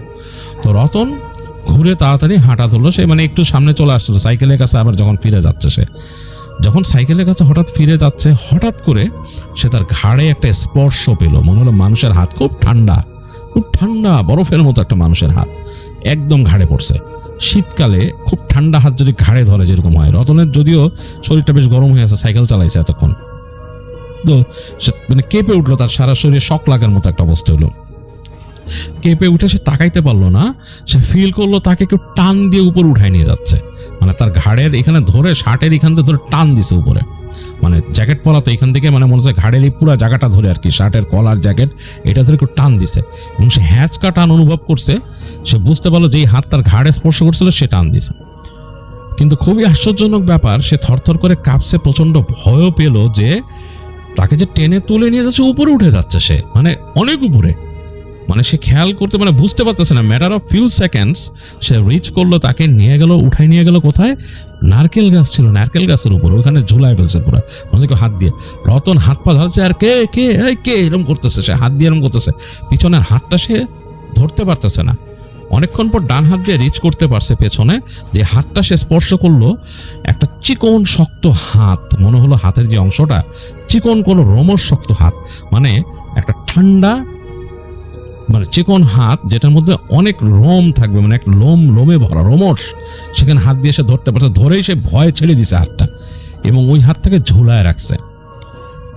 মানে রতন কি করবে সে বুঝতে পারছে না, তার মা সেই হিতহিত জ্ঞান শূন্য আসলে। আর রতন আসলে ওই সময় এত প্র্যাকটিসিং মুসলিম ছিল না, বয়স একদম কম, দোয়া দুরুদ ওইভাবে পড়তো না, কিছু না, কিন্তু ভয় পাইছে, সে মনে মনে আল্লাহকে স্মরণ করতেছে। হঠাৎ সে তাকাইলো সামনের দিকে, গাছটা একটা না, পাশে আর একটা গাছ আছে, সেই গাছে সে দেখতেছে কালো কুচকুচে একটা অবয়ব। এবং এটা কেন দেখা যাচ্ছে, যে চাঁদের আলো পড়ছে তো গাছের পাতার মধ্যে দিয়ে, নারকেল গাছের পাতার ফাঁক দিয়ে একদম এসে আলোটা পড়ছে, মনে হচ্ছে গাছের ডালের মাঝখানে, মানে এই যে ডালগুলো এভাবে বেরোচ্ছে যেখানে ডাব ঝুলে থাকে তার কাছে, মনে হচ্ছে একটা কালো কুচকুচে অবয়ব, মানে একেবারে একটা মানুষের মতো অবয়ব, কিন্তু হাতগুলো চিকন চিকন, মাথা আছে এবং একটা অবয়ব বোঝা যাচ্ছে, কিন্তু কোনো কিচ্ছু বোঝা যাচ্ছে না চেহারা সুরত। এগুলো পুরো একটা জাস্ট একটা এনার্জির মতো, মানে ঘন কালো একটা পিণ্ড এরকম, সেটা ওইখানে এরকম মাথা বের করে দুই হাত দিয়ে দুইটা ডাল ধরে তাকায় আছে তার দিকে। একটু পরে মনে হলো ওইটার ভেতর থেকে একটা চোখ বেরোলো, এক জোড়া, মানে দপ করে জ্বলে উঠলো এক জোড়া চোখ, একদম লালচে টাইপের, মানে ওই যে শিয়ালের চোখ যেরকম দেখছিল সেরকম। এবং সেটা রতনকে ওখান থেকে মনে হলো হাতটা লম্বা করে ধরলো, ধরে ছুঁড়ে মারলো। রতন কয়েক সেকেন্ডের মধ্যে ফিল করলো সে একটা হাতে ধরা ছিল এবং আরেকটা হাত তাকে ছুঁড়ে যা মারছে ধরে, সে উড়ে যেয়ে পড়তেছে এবং সে বুঝতে পারতেছে সে একদম উপর থেকে ফ্রি ফল করতেছে। বেশ উঁচু কিন্তু নারকেল গাছ, এটা প্রায় 25 ফিটের মতো উঁচা হবে, 25-30 ফিট এরকম উঁচা। সে উড়ে গিয়ে পড়লো কোথায়, পাশে একটা পুকুরের মতো ছিল, সেখানে অসংখ্য কচুরি পানা ছিল, সেটার উপরে ধপ করে পড়লো সেটার উপরে। এবং কচুরি পানার উপর পড়ার কারণে রতনের একটা জিনিস সেভ হয়েছে, মানে অনেক বেশি কচুরি পানা ছিল সেখানে, অনেক বেশি, যেটার কারণে সে আসলে একবার ভস করে ডুবে যায়নি, পানির তলে চলে যায়নি। কচুরি পানা নিয়ে কয়েক ফিট পানির তলে সে চলে গেছিল, আবার ভস করে ভেসে উঠছে এবং এক সেকেন্ডে সে ফিল করলো প্রচন্ড ঠান্ডা, সারা শরীরে মনে হইতেছে পানি একদম কাটা দিয়ে গেছে, ঠান্ডা পানি, সারা শরীরে তো মোটা জ্যাকেট। রতন মানে মানে মানে দম নিতে পারতেছে না, সে হাত পা ছুটতে ছুটতে কোনো মতে, সাঁতার জানতো রতন, হাত পা ছুটতে ছুটতে কোনো মতে সামনে যাওয়ার চেষ্টা করলো, কতগুলো কচুরি পানা নিয়ে, এবং বুঝতে পারলো যে পানির মধ্যে শ্যাওলা মেলা একদম ভরা। কোনো মতে সে হাত পা ছুটতে ছুটতে এবং সে মনে মনে আল্লাহকে ডাকতে ডাকতে এক পাড়ে এসে পড়লো। পড়ার পরে বুঝতেছে যে পুকুরের পাড়ে এসে পড়ছে, সেখান থেকে কোনো মতে হাত ছেড়ে পা ছেড়ে সে উঠছে উপরে। উঠে সে দেখতে সারা শরীর ভিজা, জমে গেছে পুরো শরীর। সে দৌড় দিল, দৌড় দিয়ে দেখ বুঝতে পারলো তোর সাইকেলটা ওই জায়গায় আছে, সাইকেলটাকে নিল, নিয়ে সে মনে মনে টুকিটাকি যা দোয়া পারতো আর কি, খুব বেশি পারতো না, সেরকম পড়তে পড়তে সাইকেলটাকে সে ঠেলে সামনের দিকে দিয়ে লাফ দিয়ে সাইকেলে উঠলো এবং প্যাডেল করা শুরু করলো। সে যখন প্যাডেল করে যাচ্ছে তার কাছে মনে হলো তার পেছন থেকে ঝড় আসছে। এরকম সিচুয়েশনে ঝড় আসার কোনোই কারণ নাই, শীতকালের রাত, শীতকালে এইভাবে ঝড় আসে না। মনে হলো বাতাস চারপাশ থেকে তাকে ঘিরে ধরছে এবং সেই বাতাসের সাথে শুকনা পাতা গাছপালার সেগুলো একদম চলে যাচ্ছে হু হু হু হু করে তার আশপাশ দিয়ে। রতনের সাইকেলও ভারী লাগতেছে, রতন কিভাবে যে প্যাডেল করছে সে বুঝতেছে না, তার মনে হচ্ছে তার পেছনে কে বসে আছে, এরকম একটা অবস্থা। সে প্রচন্ড ভয় পেল, সাইকেলটা ফেলে যেতে পারতেছে না সাহস, কারণ সে জানে যে হেঁটে কোথায় যাবে, এত দূর চলে আসছে। তো সে মানে মন থেকে প্রচন্ড ভয় নিয়ে এবং কান্না কান্না হয়ে সে প্যাডেল করতেছে এবং মনে মনে আল্লাহর কাছে দোয়া করতেছে আমার বাঁচাও, এবং এই বাতাস তাকে ঘিরে ধরতেছে, প্রায় ঘিরে ধরতেছে, এরকম একটা অবস্থা। এবং সে প্রায় সাইকেল নিয়ে পড়ে যাওয়ার মতো অবস্থা হচ্ছে, যে একদম যখন এই রাস্তাটা ঘুরে যাচ্ছে সে পড়ে যাওয়ার মতো অবস্থা হচ্ছে। এবং তার কাছে মনে হচ্ছে প্রতিটা বাঁকে বাঁকে তার জন্য কেউ অপেক্ষা করতেছে তাকে ধরার জন্য। এই অনুভূতিটা মানে ভয়ঙ্কর একটা অনুভূতি, যেটা মানুষ যে এটা ফিল করে সেই বুঝতে পারে। তো আকাশে যে চাঁদ ছিল, যেটা নাকি একদম স্পষ্ট আলো দিচ্ছিল, সেটাও মেঘে ঢেকে গেছে ওই জায়গায়। এবং এই বাতাসটা এমনভাবে আসতেছে, বাতাসটা মনে হচ্ছে যে এখনই কালবৈশাখী হবে এরকম, একবারে পাতা উঠতেছে পাশ দিয়ে, রতন দেখতে পাচ্ছে। এরকম করতে করতে কতক্ষণ যাবে বলতে পারে না, রতন চলে আসছে কাছাকাছি তার সেই গ্রামের। এর মাঝে সে মানে বুঝতে পারলো তার আরেক চাচা, মানে দুঃসম্পর্কের চাচার বাড়ি, সেটা সে বুঝতে পারছে এইখানে তার ডান দিকে, এবং সেই বাড়িটা মানে বেশ বড় বাড়ি ওখানে। তো সেইখানে সে বাড়িটা দেখে ওই বড় চাচার বাড়িতেই, সেই দুঃসম্পর্কের যে বড় চাচা একজন আছে, তার বাসার সামনে সে সাইকেলটা কোনো মতো নামাই দিছে একদম, ওইটা একটু নিচু বাসা, যে সে সাইকেল নিয়ে সোজা সেই বাড়ির দরজা ছিল, ওইটার বাড়ির দরজা ছিল একটা পেড়ার দরজা, সেটার সাথে দাম করে বাড়িকে চিৎকার পড়ে গেল রতন, এবং এটার প্রচণ্ড শব্দ হয়েছে এবং সে চিৎকার করে উঠছে। তো বাড়ির ভেতর থেকে মানুষজন বের হয়ে আসছে দৌড় দিয়ে, কি ব্যাপার, হারিকেন টারিকেন নিয়ে আসছে, এবং তাদের হাতে লাঠি সোটা ছিল দু একজনের, কি ব্যাপার, কে এটা করলো এরকম। এসে বাতি মেরে দেখতেছে যে রতন একদম পড়ে আছে। তো তার মানে মুখ দিয়ে এরকম ফেনা ভাঙতেছে, সে মানে মানে উদ্ভ্রান্তের মতো তাকায় আছে। তো রতন কে তারা জিজ্ঞেস করলো প্রথম আলমের কে, এবার কয়েক সেকেন্ড পর চিনতে পারলো কে, তখন সাথে সাথে তার সেই চাচা দিয়ে তাড়াতাড়ি তাকে ধরে উঠেছে, বাবা কি হয়েছে, তুই কোত্থেকে আসলি, টাইনা উঠেছে তখন। তো সে ওই দিকে হাত দিয়ে দেখাচ্ছিল রতন যে কোন দিক থেকে আসছে, সে হাত দিয়ে দেখাইতেছিল এবং প্রচণ্ড ভয়ের মতো চেহারা। এই সময় রতনকে মনে হলো কি একটা পটাশ করে খুব সজোরে চড় মারছে গালে, এবং রতন আসলে আর তখন কোনো সেন্স রাখতে পারেনি, সে বেহুশ হয়ে যায়। তো যাই হোক, তার চাচারা তাকে ভিতরে নিয়ে যায়, তার সেই চাচা দুঃসম্পর্কের বড় চাচা নিয়ে যায় ভিতরে, এবং তাকে তাড়াতাড়ি গোসল করায় এবং তার বাসার থেকে মানুষজনকে খবর দেয়। তারা চলে আসে, মানে তার নিজের রতনের নিজস্ব দাদাবাড়ির লোকজন চলে আসে। এসে তারা খুবই ব্যতিব্যস্ত হয়ে পড়ে, তাদের আসলে টেনশনের শেষ নাই। তো রতন আসলে সেন্সলেস ছিল, বেশ কয়েক ঘন্টা সেন্সলেস ছিল, তার সেন্স ছিল না। তো তার দাদাবাড়ির লোকজন তাকে অনেক শুশ্রূষা করে, এক সময় তারা চিন্তা করে ছেলের কি হয়েছে, এবং তার মুখের সাইডে একদম মানে মনে হচ্ছে কেউ দাগ বসায় দিছে, 4 আঙ্গুলের একটা দাগ, বেশ কালো রঙের। তো তারপরে তার দাদাবাড়ির লোকজন বুঝতে পারে যে এটা কোনো একটা সুপার ন্যাচারাল ব্যাপার। তো তারা ওখান থেকে মসজিদের যিনি হুজুর তাকে খবর দেন, তিনি সহ আসেন, এবং পরের দিন সকালে, মানে ওই দিন রাত কিন্তু পার হয়ে যায়, রতনের সেন্স নাই। পরদিন সকালে ডাক্তার ডাকা হয়, এবং ডাক্তার আসে, ডাক্তারও দেখে, গ্রামের ডাক্তার যিনি ছিলেন তিনি দেখেন, হুজুর দেখেই বলেন যে ওর কোনো একটা বাজে জিনিস হয়েছে, এবং এটা কোনো বাজে জিনিস থাপ্পড় দিচ্ছে। ডাক্তার কোনো ডিফাইন করতে পারেন নাই কি হয়েছে। তো ডাক্তার তাকে বিভিন্ন রকম করে মানে হুঁশ ফেরানোর চেষ্টা করে। তো তারে বলে যে হাসপাতালে নিয়ে যেতে শেষ পর্যন্ত, কিন্তু তার আগেই হুঁশ ফিরে রতনের। এবং রতন নাকি প্রথম দিকে কথা বলতে পারতেছিল না, যেহেতু তার মুখে চড় লাগছে, তার মুখে এমন অবস্থা হয়েছিল অনেকটা মানে মুখটা সে এক পাশ থেকে নাড়াতে পারতেছিল না। তো যাই হোক, হুজুর তাকে ঝেড়ে দেয়, দোয়া দুরুদ পড়ে দেয়, এবং আস্তে ধীরে তার যখন নাকি অবস্থা একটু ভালো হয়, সে মুখ নাড়াতে পারে, তখন সে বলে যে কি হয়েছিল তার সাথে, পুরো ঘটনার সে ব্যাখ্যা করে এরকম। তো তখন তার সেই দাদাবাড়ির লোকজন বলে যে পাশের যে ওই গ্রামটা আছে যেখানে রতন চলে গেছিল, ওইদিকে আসলে কেউ যায় না, কারণ ওই গ্রামটা নাকি অ্যাবান্ডেন্ড, মানে ওই গ্রামের মানুষজন একসময় ওখান থেকে সরে গেছে, আজ থেকে বেশ অনেক বছর আগে ওই গ্রাম ছেড়ে সরে গেছে তারা, কারণ ওই গ্রামে নাকি খারাপ বাতাসের প্রাদুর্ভাব হয়েছিল, যে এই খারাপ বাতাস মানুষের গায়ে লাগলে মানুষ অসুস্থ হয়ে যেত এবং অনেকে মারা যেত এইভাবে, এবং বিভিন্ন রকম সমস্যা তৈরি হইতো, গ্রামের মানুষ ভয় পেত, এবং অনেক মানুষ মারা গেছে সেখানে। এবং তারপর নাকি ওই গ্রামটাকে মানুষ ইভ্যাক করে চলে যায় গ্রাম থেকে, মানে খালি করে চলে যায়। তো সেই গ্রামটা নাকি এই রতনদের দাদাবাড়ির পাশেই ছিল। রতন এটা তো জানতো না, যারা ওখানকার মুরব্বী তারা জানে, তাকে বলছে যে রতনকে বলা উচিত ছিল যে ওখানে যেন না যায় কখনো, কিন্তু রতন তো আসলে সেটা তারা ভাবেও নাই যে রতন এরকম রাতের বেলা বের হয়ে দিকে চলে যাবে, ওখানে নর্মালি কেউ যায় না, ওইটা একদম ওইরকম ভাবে অ্যাবান্ডন ছিল সেই সময় আর কি। তো রতন সেখানে পৌঁছায় গেছিল। তো গ্রামের মানুষজন বলে যে ওখানে গিয়ে কোনো খারাপ জিনিসের পাল্লায় পড়ছিল। সেই হুজুর বলে যে আসলে হুজুর যিনি ছিলেন তিনি বলেন যে আসলে ওইটা কিছু না, ওই গ্রাম যেহেতু খালি, ওইটা যেহেতু ওখানে পড়ে আছে, ওইখানে মানে জিনের বসবাস হয়েছে, নিশ্চয়ই রতন যে ওখানে কোনো জিনের যেখানে থাকে সেই জায়গায় যে সে পড়ছিল, এবং এই কারণে জিনরা হয়তো তাকে এইভাবে ধরছে বা সমস্যা করছে। তো যাই হোক, রতনকে তিনি রুকাইয়া করার চেষ্টা করেন, দেখে যে না, রতনের উপর কোনো আসর হয় নাই, কিন্তু তাকে এই যতটুকু ক্ষতি করে দিয়ে গেছে এবং এই চড় মেরে গেছে। তো যাই হোক, রতন বেশ কিছুদিন সাফার করছিল সেখানে, আর তারপর সে ঢাকায় চলে আসে এবং ঢাকায় এসে সে বেশ কিছুদিন মেন্টালি আনস্টেবল ছিল, সে ভয় পেত এবং তার পড়াশোনা একটা ব্যাঘাত সৃষ্টি হয়, একটা গ্যাপ সৃষ্টি হয়। তার বাবা মাও তাকে নিয়ে ভয় পেত। তারা যেখানে থাকতো সেই জায়গাটা ছিল খুব নীরব, তাদের যে কোয়ার্টারে থাকতো সেই কোয়ার্টারটাও নীরব ছিল, বেশ রাতের বেলা বেশ নীরব হয়ে যেত। সেই কোয়ার্টারেও রতন ভয় পেত, বেশ ভয় পেত। তো তার বাবা মা ঢাকায় এসেও একজন হুজুরকে দেখায় তাকে, এবং তিনি বেশ চিকিৎসা দেন এবং দোয়া দরুদ পড়েন এবং দোয়া দরুদ পড়তে বলেন। আস্তে আস্তে নাকি রতন সুস্থ হয়ে যায়। তো যাই হোক, এই ছিল আরমানের শেয়ার করা ঘটনা।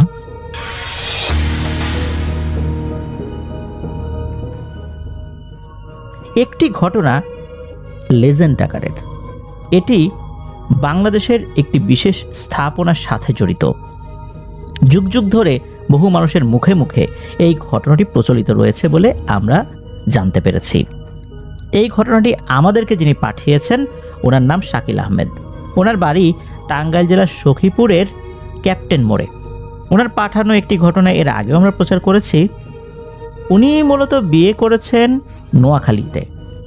তো নোয়াখালীতে উনি যেখানে বিয়ে করেছেন, তো ওনার স্ত্রীর নানা বাড়ি যেখানে, এটা হচ্ছে চাটখিল উপজেলায়। চাটখিল উপজেলার একটি বিশেষ জায়গা, অনেকে ওই জায়গাটিকে একটা সময় মিয়াজি বাড়ির পুকুর নামে চিনতেন। ওই পুকুরকে ঘিরে রয়েছে রহস্য। ঘটনাটির সময়কাল অনেক আগের। ওই সময়ে ওই এলাকায় বিশুদ্ধ পানির কিন্তু সংকট ছিল। মানুষ পুকুরের পানির উপর নির্ভরশীল ছিলেন। তো সমস্যা যেটা হলো সেটা হচ্ছে ওই পুকুরে নাকি পানি থাকতো না। বৃষ্টি হোক যাই হোক, ওই পুকুরে পানি পড়ার সাথে সাথে মনে হতো নিচ থেকে এই পানি কেউ শুষে নিয়েছে। কি শীত, কি বর্ষা, কি শুকনো, কি গরম, সব সময় এই পুকুরের মাটি ফেটে চৌচির অবস্থায় থাকতো। বর্ষাকালেও সেখানে পানির ছিটে ফোঁটাও দেখা যেত না। এরকম সমস্যা যে হচ্ছে, এটার কারণ কি, এটা কেউ বুঝতে পারতো না। পুকুরে পানি না থাকার কারণে মিয়াজি বাড়ি সহ আশেপাশে যে ঘরবাড়িগুলো রয়েছে তাদের তীব্র পানি সংকট ছিল। এই কারণে অন্যত্র আরেকটি পুকুর তারা খনন করলে সেখানে পানি ওঠে, কিন্তু এখানে পানি উঠতো না। কিন্তু কেন কেন এই পুকুরে পানি ওঠে না? ওনারা বিভিন্নভাবে দোয়া করিয়েছেন হুজুর ডেকে, কোনোভাবেই কাজ হচ্ছিল না। একটা সময় বড় একজন বুজুর্গ ব্যক্তি এসে সেখানে দোয়া করেন সম্মিলিতভাবে। এলাকার যারা গণ্যমান্য ব্যক্তি ছিলেন, আরও যারা ছিলেন, সোজা কথা প্রত্যেক বাড়ির লোকজনই ওই দোয়া অনুষ্ঠানে উপস্থিত ছিলেন। এরপর আল্লাহর রহমতে টানা 3 দিন ওই এলাকায় বৃষ্টি হয়। বৃষ্টির পর দেখা গেল ওই পুকুরে পানি জমেছে। শুধু কি তাই, আরও এক অদ্ভুত দৃশ্য সবাই দেখতে পেলেন। তা হচ্ছে পুকুরের মাঝখানে শাপলা ফুল ফুটেছে। শুধু শাপলা নয়, পদ্ম ফুলের অস্তিত্ব দেখা যাচ্ছিল। আরও একটি ব্যাপার, পুকুরের পানির উপরে ছোট ছোট বিভিন্ন পাতা দেখা যাচ্ছিল। মনে হচ্ছে নিচ থেকে এই গাছগুলো হয়েছে। অনেক জলজ উদ্ভিদ থাকে না, ওরকম। এই পাতার উপর কিন্তু ছোট ছোট পোকামাকড় বড়জোর বসতে পারে, ব্যাঙও কিন্তু বসতে পারে না। আর পদ্ম পাতা বা শাপলা পাতা যেটা, এটার উপর ছোটোখাটো ব্যাঙ বসতে পারে। বড় আকারের ব্যাঙ বসলে কিন্তু সে ডুবে যায়। ওই রকম একটা জায়গায় একজন ব্যক্তিকে দেখা গেল, যিনি এই পাতার উপর ধ্যানমগ্ন অবস্থায় ছিলেন। অদ্ভুত ব্যাপার হচ্ছে ওনার শরীরে কোনো কাপড় চোপড় ছিল না। একজন বৃদ্ধ মানুষ, পুরুষ মানুষ, উনি সেখানে ধ্যানমগ্ন থাকতেন। 24 ঘন্টাই তাকে সেখানে দেখা যেত। উনি ওখান থেকে কোথাও যেতেন না। উনি এই অবস্থায় আছেন এটা তো দেখতে ভালো দেখায় না, যার কারণে ওই দিকটাতে কোনো মহিলা মানুষ আসতেন না। পুরুষরা এসে দেখতেন, ওনাকে ডাক দিতেন, উনি উত্তর নিতেন না। যেহেতু উনি ধ্যানমগ্ন অবস্থায় থাকতেন, মাঝে মাঝে দেখা যেত যে উনি ওই ছোট ছোট পাতার উপরেই অনায়াসে সেজদা দিচ্ছেন, নামাজ পড়ছেন ওই অবস্থাতেই। মানুষজন তো তখন ওই এলাকায় আশেপাশে ওরকম ছিল না। শোনা যায় ওই সময় মাত্র 7টি পরিবার আশেপাশে ছিল। এখন তো অনেক ঘনবসতি হয়েছে। আর এই ঘটনা তো বহু আগের, অর্থাৎ এই ঘটনাটি মূলত যখন ঘটে এখন থেকে আনুমানিক 150 বছরের কাছাকাছি সময় হতে পারে বলে ধারণা করেন। এক্সাক্ট সময়টা বলা যায় না। তো এই ঘটনাটি মূলত এই আমাদের শাকিল ভাই ওনার ওয়াইফের কাছ থেকে শুনেছেন। তো এরকম চলছে, সেখানে ওই ব্যক্তি এভাবে সারাদিন ধ্যানমগ্ন থাকেন, রাত্রে গেলেও তাকে দেখা যায়। স্থানীয় লোকজন অদ্ভুত একটি বিষয় খেয়াল করলেন, তা হচ্ছে ওই ব্যক্তি যেখানে ধ্যানমগ্ন আছেন তার পাশ দিয়ে বেশ কিছুটা জায়গা জুড়ে মনে হচ্ছে পানির নিচ থেকে ইট ভেসে উঠছে। তার মানে হচ্ছে নিচে কোনো নির্মাণ কাজ চলছে। ইট গাঁথনি হতে হতে হতে হতে আস্তে আস্তে পানির উপরে ইট ভাসছে। প্রতিদিনই দেখা যেত যে অল্প কিছু করে ইট আরো বেশি করে দেখা যাচ্ছে, তার মানে হচ্ছে নতুন করে কাজ হয়েছে। এভাবে প্রতিদিনই সেখানে হচ্ছে, মনে হচ্ছে যে পানির নিচ থেকে একটি মসজিদ আস্তে আস্তে ভেসে উঠছে বা তৈরি হচ্ছে। হতে হতে দেখা গেল যে সেখানে গম্বুজের মতো হয়ে যায়, পরিপূর্ণ একটি মসজিদ হয়ে যায়। খুব বেশি দিন লাগে নাই, অল্প কিছু দিনের মধ্যেই। এরপর ওই ব্যক্তি প্রথমবারের মতো এলাকার লোকদের সাথে কথা বলেন। ওই ব্যক্তি ওখান থেকে হেঁটে, পানির উপর দিয়েই হেঁটে পাড়ে চলে আসেন। পাড়ে উঠে উনি হাঁটতে থাকেন সামনের দিকে। বোঝাই যাচ্ছে উনি এখান থেকে চলে যাবেন। চলে যাবার জন্য যখন হাঁটা শুরু করলেন, আশেপাশে বিভিন্ন মানুষজন ওনাকে দেখছিলেন। দিনের বেলাতে কিন্তু উনি চলে যাচ্ছেন। প্রথমবারের মতো উনি ইশারা দিয়ে কিছু মানুষকে ডাকলেন। কিছু মানুষ যখন তার কাছে এলেন তখন উনি বললেন, তোমাদের জন্য এই জায়গায় মসজিদটি রেখে গেলাম, তোমরা কিন্তু কখনো এর অমর্যাদা করো না। এখানে এমন কোনো কাজ করো না যা অপরাধ। এখানে কেউ চুরি করবে না, এই জায়গাটা কেউ নষ্ট করবে না। এই বলেই উনি ওখান থেকে চলে যান। তবে লোকজন দেখছিলেন উনি যেদিক দিয়ে হাঁটছিলেন, হাঁটতে হাঁটতে উনি নদীর দিকে চলে গেলেন এবং সবার সামনেই নদীর পানির উপর দিয়ে উনি হাঁটতে হাঁটতে কোথায় যেন হারিয়ে গেলেন। ওনাকে পরবর্তীতে আর কোথাও দেখা যায়নি। তো এই যে মসজিদটা, এই মসজিদটাতে উনি বলেছিলেন যে 5 ওয়াক্ত নামাজ পড়তে হবে। এলাকাবাসীর দায়িত্বে এটা থাকলো, সবাই যেন এখানে এসে নামাজ পড়ে। তবে এরকম একটা মসজিদ এইভাবে রহস্যময় একটা ভাবে তৈরি হয়ে গেল, এটা তো মানুষের মধ্যে একটা ভীতি সৃষ্টি করেছিল। ভীতি, কৌতূহল সব কিছু ছিল, তবে ভক্তি শ্রদ্ধার কোনো অভাব ছিল না। আস্তে আস্তে 1-2 করে ওই মসজিদে গিয়ে সালাত আদায় করতে শুরু করলেন। এরপর দেখা গেল অনেক মানুষই সেখানে এসে নামাজ আদায় করতে থাকেন।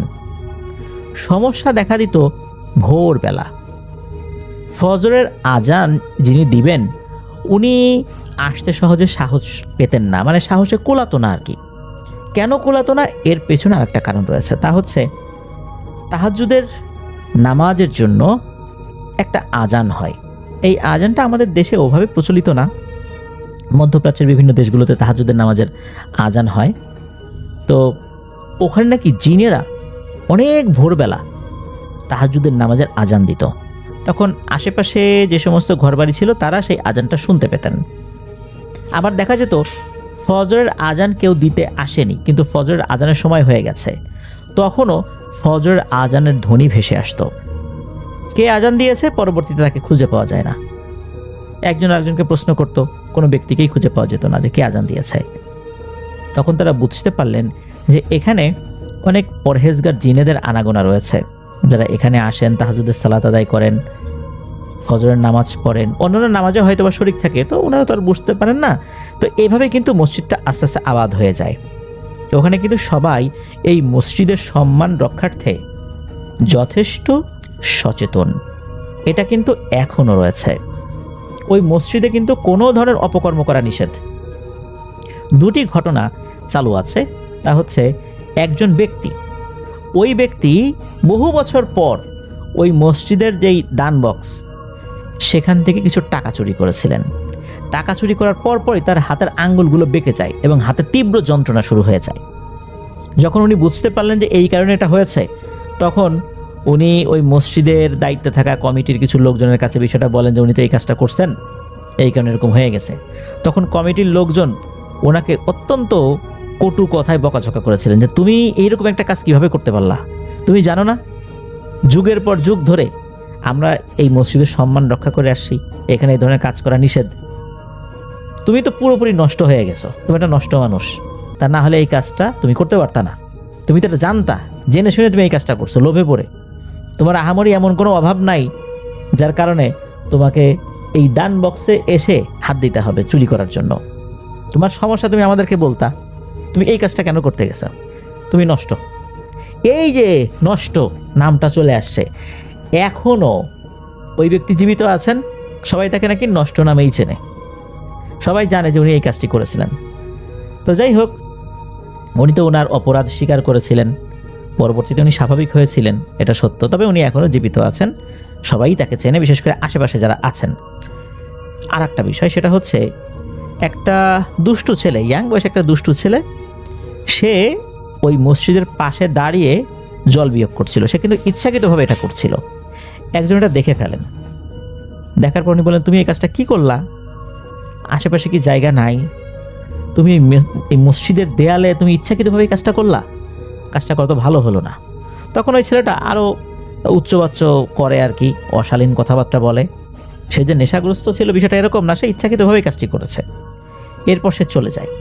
পরদিন সকাল থেকেই তার মধ্যে অস্বাভাবিক আচরণ দেখা যায়, দেখা যাচ্ছে সে পাগলামি করছে।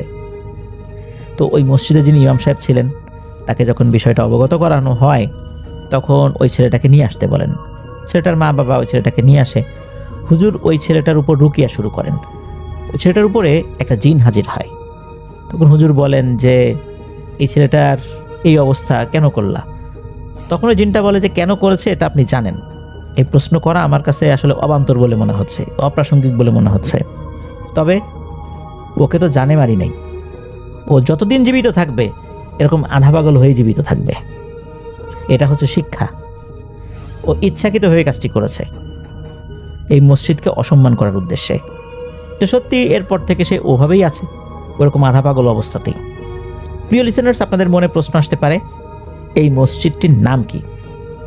স্থানীয়ভাবে এই মসজিদটাকে, অর্থাৎ লোকাল লোকজন এই মসজিদটাকে বলে থাকেন আমু শাহ মিজি মসজিদ।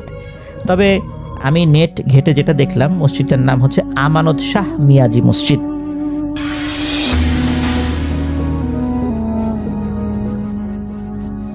ভাইয়া আসসালামু আলাইকুম। ওয়ালাইকুম আসসালাম। আমি সজীব, রাজবাড়ী জেলার কাজীবাধা থেকে। আমি প্রতি বছর শীতের শেষে পাবনার ঈশ্বরদীর পাকশি ফুরফুরার দরবারে 3 দিনের একটা মাহফিলে যাই। 2017 সালে দরবারে আমার সাথে এক চাচার পরিচয় হয়। তার বাড়ি কুষ্টিয়ার মিরপুর থানায়। তার কাছ থেকে আমি একটা ঘটনা শুনেছিলাম। ঘটনাটি আমি চাচার ভাষায় বলছি। 1995 সাল, খুব অভাব চলছিল গ্রামে, কারণ গ্রামের অর্ধেকের বেশি ফসলের জমি নদীতে বিলীন হয়ে যায়। তাই 2 ভাই মিলে ঢাকায় আশুলিয়ায় জিরাবো এলাকায় একটা ফ্যাক্টরিতে চাকরি নেই। বাড়িতে ফ্যাক্টরির টেলিফোন নাম্বারটা রেখে এসেছি বিপদে পড়লে যোগাযোগ করার জন্য। বেশ ভালোই চলছিল। 3-4 মাস পর ছোট ভাইকে দিয়ে টাকা পাঠাতাম। তাই গ্রামে 2 ভাই বেশি একটা যেতাম না। ঘটনার দিন রাতে 2 ভাই ওভারটাইম করছিলাম, কারণ কাজের চাপ খুব বেশি ছিল। হঠাৎ ম্যানেজার এসে আমাকে আর আমার ছোট ভাইকে ডেকে বলল, তোমাদের আর কাজ করতে হবে না। তোমাদের গ্রাম থেকে তোমার চাচা টেলিফোন করেছিল, তোমার বাবা মারা গেছে। তোমরা 2 ভাই এখনই রওনা করো। ম্যানেজার বেশ কিছু টাকা দিলে আমাদের হাতে, এবং তখন রাত 11:30 মতো বাজে। 2 ভাই রুমে না গিয়ে বাস ধরে নবীনগর চলে গেলাম। তখন রাত প্রায় 12টার বেশি। নবীনগর পৌঁছে দেখি রাজবাড়ীগামী বাসটি অনেক আগেই ছেড়ে গেছে। প্রায় অনেকক্ষণ হয়ে গেল, কোনো বাস পাচ্ছিলাম না। নবীনগর থেকে আমাদের কুষ্টিয়ার মিরপুর প্রায় 300 কিলো।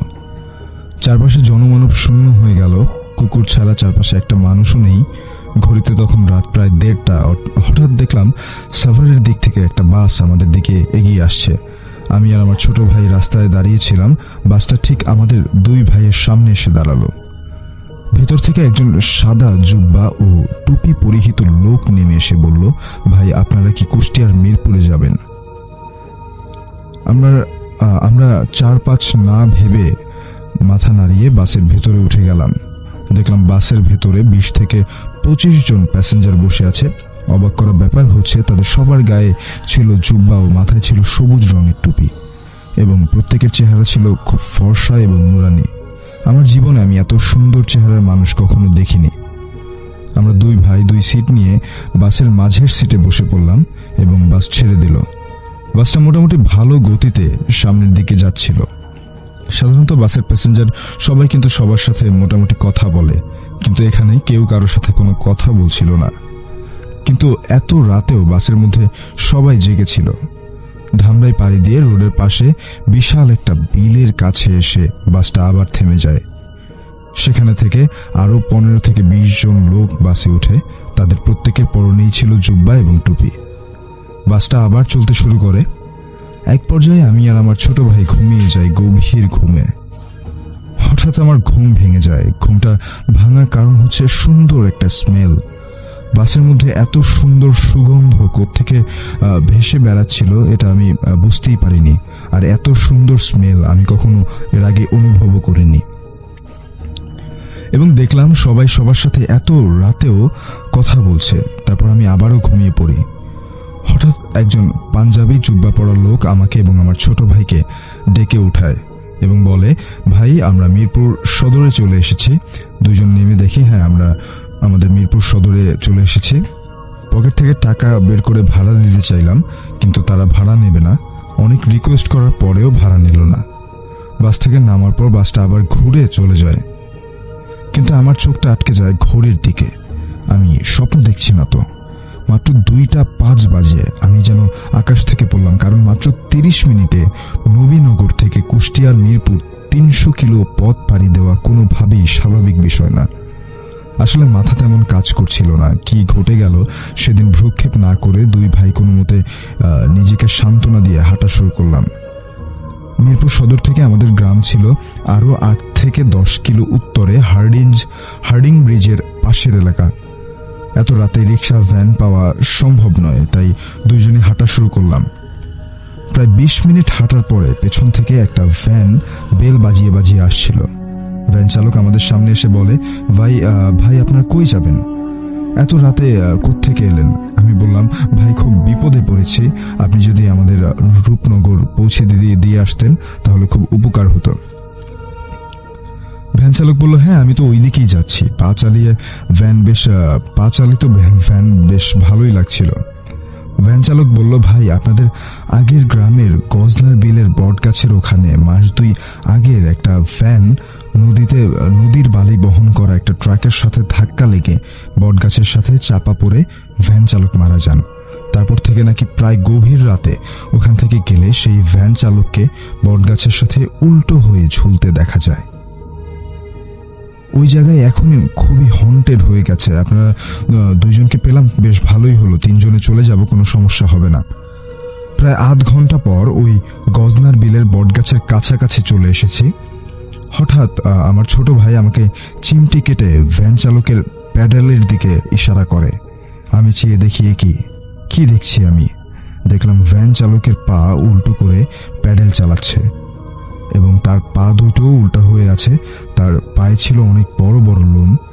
ভয়তো আমরা দুইজন শেষ। দুই ভাই কোনো কথা না বলে চুপচাপ বসে থাকলাম। তারপর যেন ভ্যানের স্পিড হঠাৎ করে আরো বেড়ে গেল। ভ্যানটা যতই গজনার বিলের দিকে যাচ্ছিল ভ্যানের গতি তত বেড়ে যাচ্ছিল। বটগাছের কাছাকাছি আসতেই এত স্পিড থাকা অবস্থায় ভ্যান চালক এক লাফ দিয়ে বটগাছের ডাল ধরে গাছে উঠে যায় এবং আমাদের ভ্যানটা বিলে পড়ে যায়। এবং পানিতে পড়ার জন্য আমাদের তেমন কোনো ক্ষতি হয়নি। পানি থেকে উঠে দেখি ওই ভ্যান চালক মোটা ডালের সাথে উল্টো হয়ে ঝুলছে এবং মুহূর্তের মধ্যে উল্টো হয়ে গাছ থেকে বেয়ে বেয়ে নামছিল। আমরা দুইজন বিপদ আসন্ন বুঝতে পেরে দিলাম দৌড়তে গজনার বিল শেষ করে গ্রামের কাঁচা রাস্তায় উঠি। গজনার বিল পাড়ি দিয়ে রাস্তায় উঠে সামনে একটা কালী মন্দির। ওই জায়গাটাও সুবিধাজনক নয়। এবার দুজনে আস্তে আস্তে হাঁটতে হাঁটতে মন্দিরের রাস্তা ধরে যাচ্ছিলাম। মন্দির পার হতেই কে যেন পেছন থেকে আমাকে নাম ধরে ডাকলো। পেছনে তাকিয়ে দুজন যা দেখলাম তা দেখার জন্য আমরা দুই ভাই একদমই প্রস্তুত ছিলাম না। দেখলাম মন্দিরের ওখান থেকে দানবের মতো উঁচু লম্বা একটা লোক, সারা গায়ে লোম, সে আমাদের দিকে এগিয়ে আসছে, কিন্তু ভয়ঙ্কর ব্যাপার হলো ওই জিনিসটার ঘাড়ে কোনো মাথা নেই। বুকের উপর বড় বড় লাল টকটকে টেনিস বলের মতো দাঁত পেট বরাবর রয়েছে। এটা দেখে দুই ভাই দৌড়তে দৌড়তে এসে কোনো কিছুর সাথে ধাক্কা লেগে আমি পড়ে যাই। তারপর কি ঘটেছিল আমার আর কিছু মনে নেই। সকালে জ্ঞান ফিরে নিজেকে আবিষ্কার করলাম আমাদের বাড়িতে। দেখলাম অনেক লোকের ভিড় আমাদের বাড়িতে। তারপর আবার দ্বিতীয়বারের মতো অজ্ঞান হয়ে গেলাম, কারণ আমি মাথা রেখে বাবার কোলে শুয়েছিলাম। তাকিয়ে দেখলাম বাবা আমাদের দিকে তাকিয়ে হাসছে। আবার জ্ঞান ফিরে আসলে আমার ছোট ভাই বলে বাবা মারা যায়নি, আর বাড়ি থেকে কেউ নাকি ফ্যাক্টরিতে টেলিফোনও করেনি। আমি চিন্তা করলাম ফ্যাক্টরির ম্যানেজার হয়তো আমাদের সাথে মজা করেছে, অনেকদিন বাড়ি আসি না তাই। পরে শুনতে পেলাম ওই গলা কাটা জিনকে দেখে আমরা দুই ভাই যখন দৌড়চ্ছিলাম তখন আমার ছোট ভাই অনেকটা এগিয়ে গিয়েছিল আমার থেকে, কিন্তু আমি গাছের সাথে ধাক্কা লেগে পড়ে যাই। আমার ছোট ভাই প্রায় বাড়ির কাছে এসে আমাকে না পেয়ে বাড়ির থেকে বাবা, কাকা এবং আরও কয়েকজনকে নিয়ে আমাকে খুঁজতে বের হয়। আমাকে খুঁজতে খুঁজতে পাওয়া গেল সেই গজনার বিলের বটগাছের গোড়ায়। কিন্তু আমি গজনার বিলের বটগাছের কাছে কিভাবে এলাম, এবং গজনার বিলের বটগাছের ওখানে সত্যি ট্রাকের সাথে ভ্যানের একটা অ্যাক্সিডেন্ট হয় এবং ভ্যান চালক সেখানে মারা যায়। এবং তারপর থেকেই নাকি ওই ভ্যান চালককে বিভিন্ন রূপে দেখেছে এবং ভয়ও পেয়েছে অনেকেই। বেশ কয়েকদিন ছুটি কাটিয়ে ঢাকায় চলে আসি। এসে ম্যানেজারকে আমি প্রশ্ন করলাম যে এই বিষয়ে তিনি কেন মজা করলেন। ম্যানেজার বলল, ভাই তোমাদের সাথে আমি কি এমন মজা করলাম? তখন বললাম, সেদিন রাত্রে আপনি যে বললেন না আমাদের বাবা মারা গেছে, আমাদের 2000 টাকা দিয়ে পাঠিয়ে দিলেন। তখন ম্যানেজার বলল, আরে বোকা, আমি তো প্রতিদিন রাত 8টার পর তোমাদের কাজ বুঝিয়ে দিয়ে চলে যাই, তো কি বলো তোমরা? তখন চিন্তা করলাম, হ্যাঁ তাই তো, ম্যানেজার তো ওভারটাইম করে না, কেননা তার বেতন ফিক্সড। কিন্তু সেদিন রাতে কে বলল তোমার বাবা মারা গেছে? আর পথে এমন ধরনের সব অস্বাভাবিক ঘটনা, আর কেই বা দিয়েছিল ম্যানেজার রূপ করে সেই 2000 টাকা? এই ঘটনা আমার জীবনের স্মৃতির পাতায় সারা জীবন রয়ে যাবে। অনেকে হয়তো ঘটনাটা শুনে বিশ্বাস করতে পারছেন না। সত্যি বলছি, যিনি ঘটনাটা বলেছেন তিনি বলেছেন যে এমন অন্ধকার রাত যেন কারো জীবনে আর না আসে। ভাইয়া, এটাই ছিল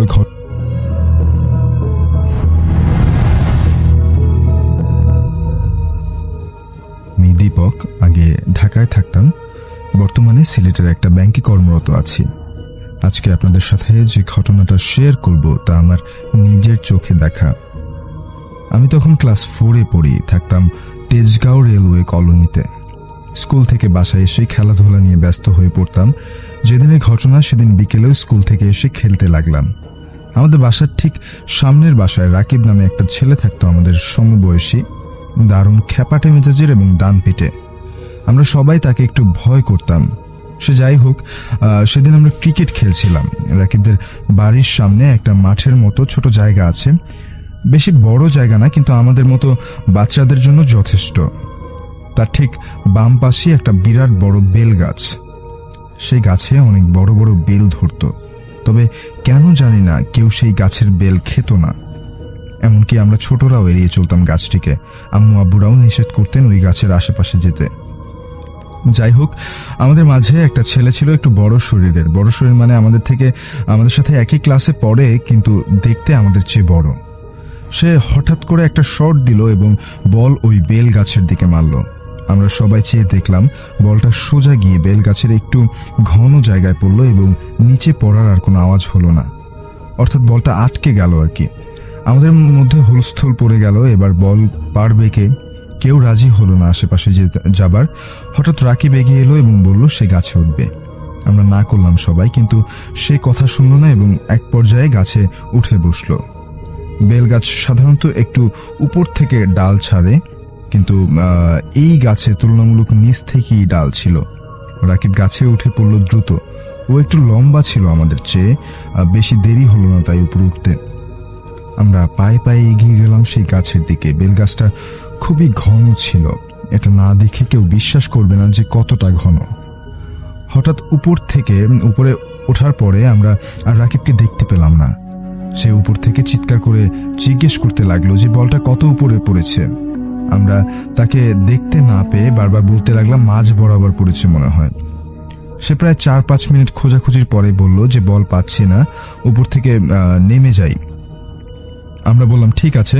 ও নামার সময় হঠাৎ আও করে একটা চেঁচিয়ে উঠলো এবং বলতে লাগলো, ওরে ব্যথা পাচ্ছি, আমাকে ছাড়ো, আমাকে ছাড়ো, বাঁচাও বাঁচাও, এভাবে চিৎকার করতে লাগলো। খুব দ্রুত গাছ থেকে নেমে এলো। এরপর যা দেখলাম তাতে আমাদের পিলে চমকে গেল। রাকিবের উরুর পাশে এক খাবলা মাংস নেই।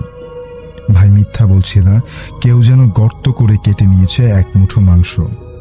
এক নাগারের রক্ত গড়িয়ে গড়িয়ে পড়ছে। রাকিব গাছ থেকে নেমে একবার উপরে তাকিয়ে বাড়ির দিকে দৌড় মারল। আমাদের মধ্যে কয়েকজন ভয় পেয়ে যে যার বাড়িতে ছুটে গেলাম এবং আমিও আরও 2-3 জন রাকিবের পিছন পিছন ওর বাসায় গেলাম। রাকিব ততক্ষণে দরজা থেকে ঢুকে পড়েছে। তার চিৎকার শুনে আঙ্কেল আন্টি বেরিয়ে এলো ভেতর থেকে। তার এই অবস্থা দেখে সবাই ভয় এবং কষ্টে চিৎকারে করে উঠল। রাকিব ঘরে ঢুকিয়ে অজ্ঞান হয়ে পড়ল। দ্রুত আঙ্কেল তাকে নিয়ে ছুটলেন আল রাজি হাসপাতালে। সেখানে নেওয়ার পরে ঘোষণা করা হলো 20 মিনিট পর রাকিব মারা যায় হাসপাতালেই। পরিশেষে রাকিবের মৃত্যুর পরে পুরো এলাকার মানুষ জমে যায় তার বাড়িতে। আন্টি এক নাগারে বিলাপ করে কান্নাকাটি করছিল। আমি জীবনের প্রথম চোখের সামনে মৃত্যু ঘটা দেখলাম। রাকিবকে হাসপাতাল থেকে নিয়ে আসা হয় বাসায়। লাশটা যখন গোসল করানো হয় তখন সবাই বলছিল তার শরীর নাকি খুব দ্রুত ঠান্ডা হয়ে যাচ্ছিল এবং কেমন যেন শক্ত হয়ে যাচ্ছিল। দ্রুত জানাজা শেষে তাকে আজিমপুরি কবর দেওয়া হয় সব মুরব্বীদের পরামর্শে। রাকিবের লাশ জানাজার পরে আর দেখানো হয়নি, যদিও নিয়ম থাকে যে জানাজার পরে মানুষ লাশ দেখতে পারে, কিন্তু তার লাশ দেখানো হয়নি। আমার ছোটবেলায় এর চেয়ে ভয়ঙ্কর কাটানোর কথা আমি কখনো চিন্তাও করিনি। প্রিয় একটি বন্ধুকে হারালাম, তাও এমন ভাবে যা স্বপ্নেও আসেনি। সেই বেল গাছটা কেটে ফেলা হয়। গাছটি কাটার পর নাকি প্রায় রাতেই আঙ্কেলদের টিনের চালে কেউ এক নাগারে কিছু একটা দিয়ে বাড়ি দিত, ধাতব কিছু একটা।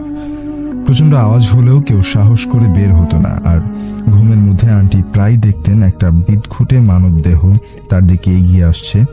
আঙ্কেলরা বেশি দিন থাকেননি সেই বাড়িতে, বাড়িটা ছেড়ে চলে যান কয়েক মাস পরেই। আমার বাবাও বদলি হয়ে যান, আমরাও চলে যাই নতুন ঠিকানায়। আমি জানি না রাকিবের মৃত্যুর কারণ কি ছিল। ছোট ছিলাম, তাই কারোর সাথে এই বিষয়ে আলোচনাও করতে পারিনি। বড় হয়ে এখনো ভাবি সে কথা। এখনো মনে আছে রাকিবকে। আল্লাহ রাকিবকে সব সময় ভালো রাখুক, অনেক ভালো। তোমাকে ভুলবো না রাকিব।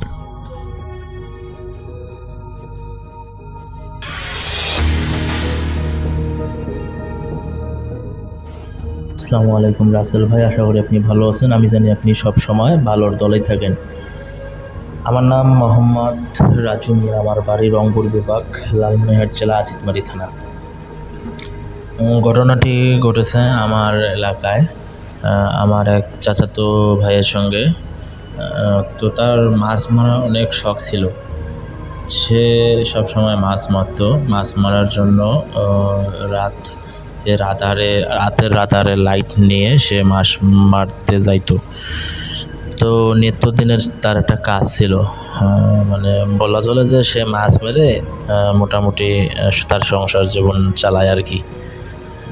তো কোনো একদিন রাতে অনেক ঝড় বৃষ্টি, সেই দিন ঝড় বৃষ্টি রাত ছিল। সে মাছ মারতে গিয়েছে। আমাদের পাশে একটা দোলা আছে, সেই দোলার মাঝখানে। তো নিত্যদিনের মতো যেরকম করে মাছ মারে, তো সে সেরকম করে মাছ মারার জন্য চলে গেছে। তো প্রতিদিনের মতো সে সেরকম করে মাছ মারতে শুরু করলো। তো কিছু দূর পথ যাওয়ার পথে একটা মানে ঝাড় জঙ্গলের নিচে একটা কুয়া ছিল। সেইখানে বিরাট বড় বড় একটা করে মাগুর মাছ সে পাইতো এক সময়। তো সেইখানে আবার সে দেখতে গেছে। তো সেই দিন তো বৃষ্টি রাত না, প্রচুর পানি হয়েছে। তো এক জায়গার থেকে উঁচা একটা জায়গার থেকে পানি নামতেছে। তো সে মনে করছে হয়তো এখানে হয়তো মাগুর মাছের কিছু আসবে আর কি, এরকম বলে সে ওই মাগুর মাছ দেখার জন্য চুয়া টপকে ওই সাইডে চলে গেছে।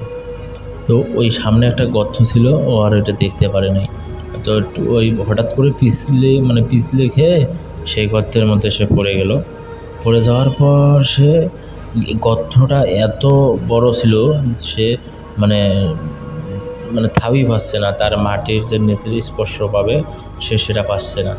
মানে সে এত জোরে উঠতেছে তারপর পাচ্ছে না। সে ওই কোচার যে ডাটাওয়ালা কোচা দিয়ে যে মাছ মারে, সে কোচার আলগাটা ধরে সে উপরের দিকে কোনো রকম উঠলো। সে আর ওইখানে দেরি না করে তৎক্ষণিক তার বাড়িতে তার পোশাক ভেজে গেছে, পোশাক আশাক চেঞ্জ করার জন্য সে বাড়ির দিকে রওনা দিল। তো রওনা দেওয়ার কিছুটা পথ নাই এগোতে সামনে একটা বড় একটা মানে বেল গাছ ছিল। ওই বেল গাছে একটা আগের পুরনো একটা বুড়ি টাইপের একটা নাকি কালো পেতনি ছিল। সে একসময় মানুষকে ভয় দেখাতো, কিন্তু এখন সে ভয় দেখায় না। কিন্তু সেই দিন এই বৃষ্টি রাতে সেই পেতনি আবারও ওই আগে যে 90 দশক মানুষদেরকে যে ভয় পাইছিল সেই পেতনিটা আবার বাইর হয়েছে। এখন পেতনিটা যে বাইর হয়েছে, ওই আবার আমার হয় চাচাতো ভাই এমনি তো ভেজে গেছে, ভয় পাইছে, তার মধ্যে আবার ওর সামনে বাইর হয়েছে। ও যাওয়ার পথে কোচাটা যে ঘাড়ের মাঝখানে নিয়ে যে যায় না মানুষ, ওই কোচাটা ঘাড়ের মাঝখানে নিয়ে সে যাইতে ধরছিল।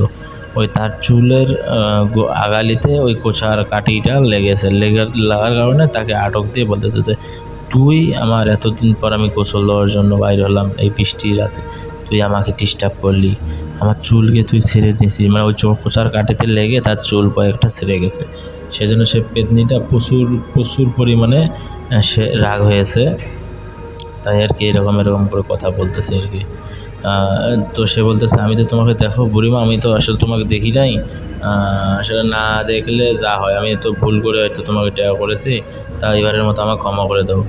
সে কখনোই মানতেছে না যে তুই কেন আমাকে এখানে লাগাইলি, এরকম বলে তাকে ভয় দেখাচ্ছে যে তাকে মেরে ফেলবে, এটা করবে ওটা করবে। কিন্তু সে তো ওই বিষয়টা আসলে চিন্তা করা যায়। সে এমনিতেই অবস্থা তার খারাপ, সে পানির মধ্যে ভেজে গেছে, আবার সে তার মনের মতো করে আসতেছে, এরকম করে করতেছে, মানে আসলে সে বুঝতে পারে নাই। তো কিছুক্ষণ অনুরোধ করার পর সেই মানে ওই কালো পিশাচ সেই বুড়িমাটা আর কি কোনো রকম মানে আর কি মানে বুঝে তাকে বলতেছে যে ঠিক আছে, এবারের মতো তো ক্ষমা করে দিলাম। এই বলে আমার চাচাতো ভাই সেই দিন বরঞ্চ সেরকমভাবে বেঁচে গেছে। তো এই ছিল রাসেল ভাই আমার লাগার ঘটনাটি। যদি ভালো লাগে অবশ্যই শেয়ার করবেন।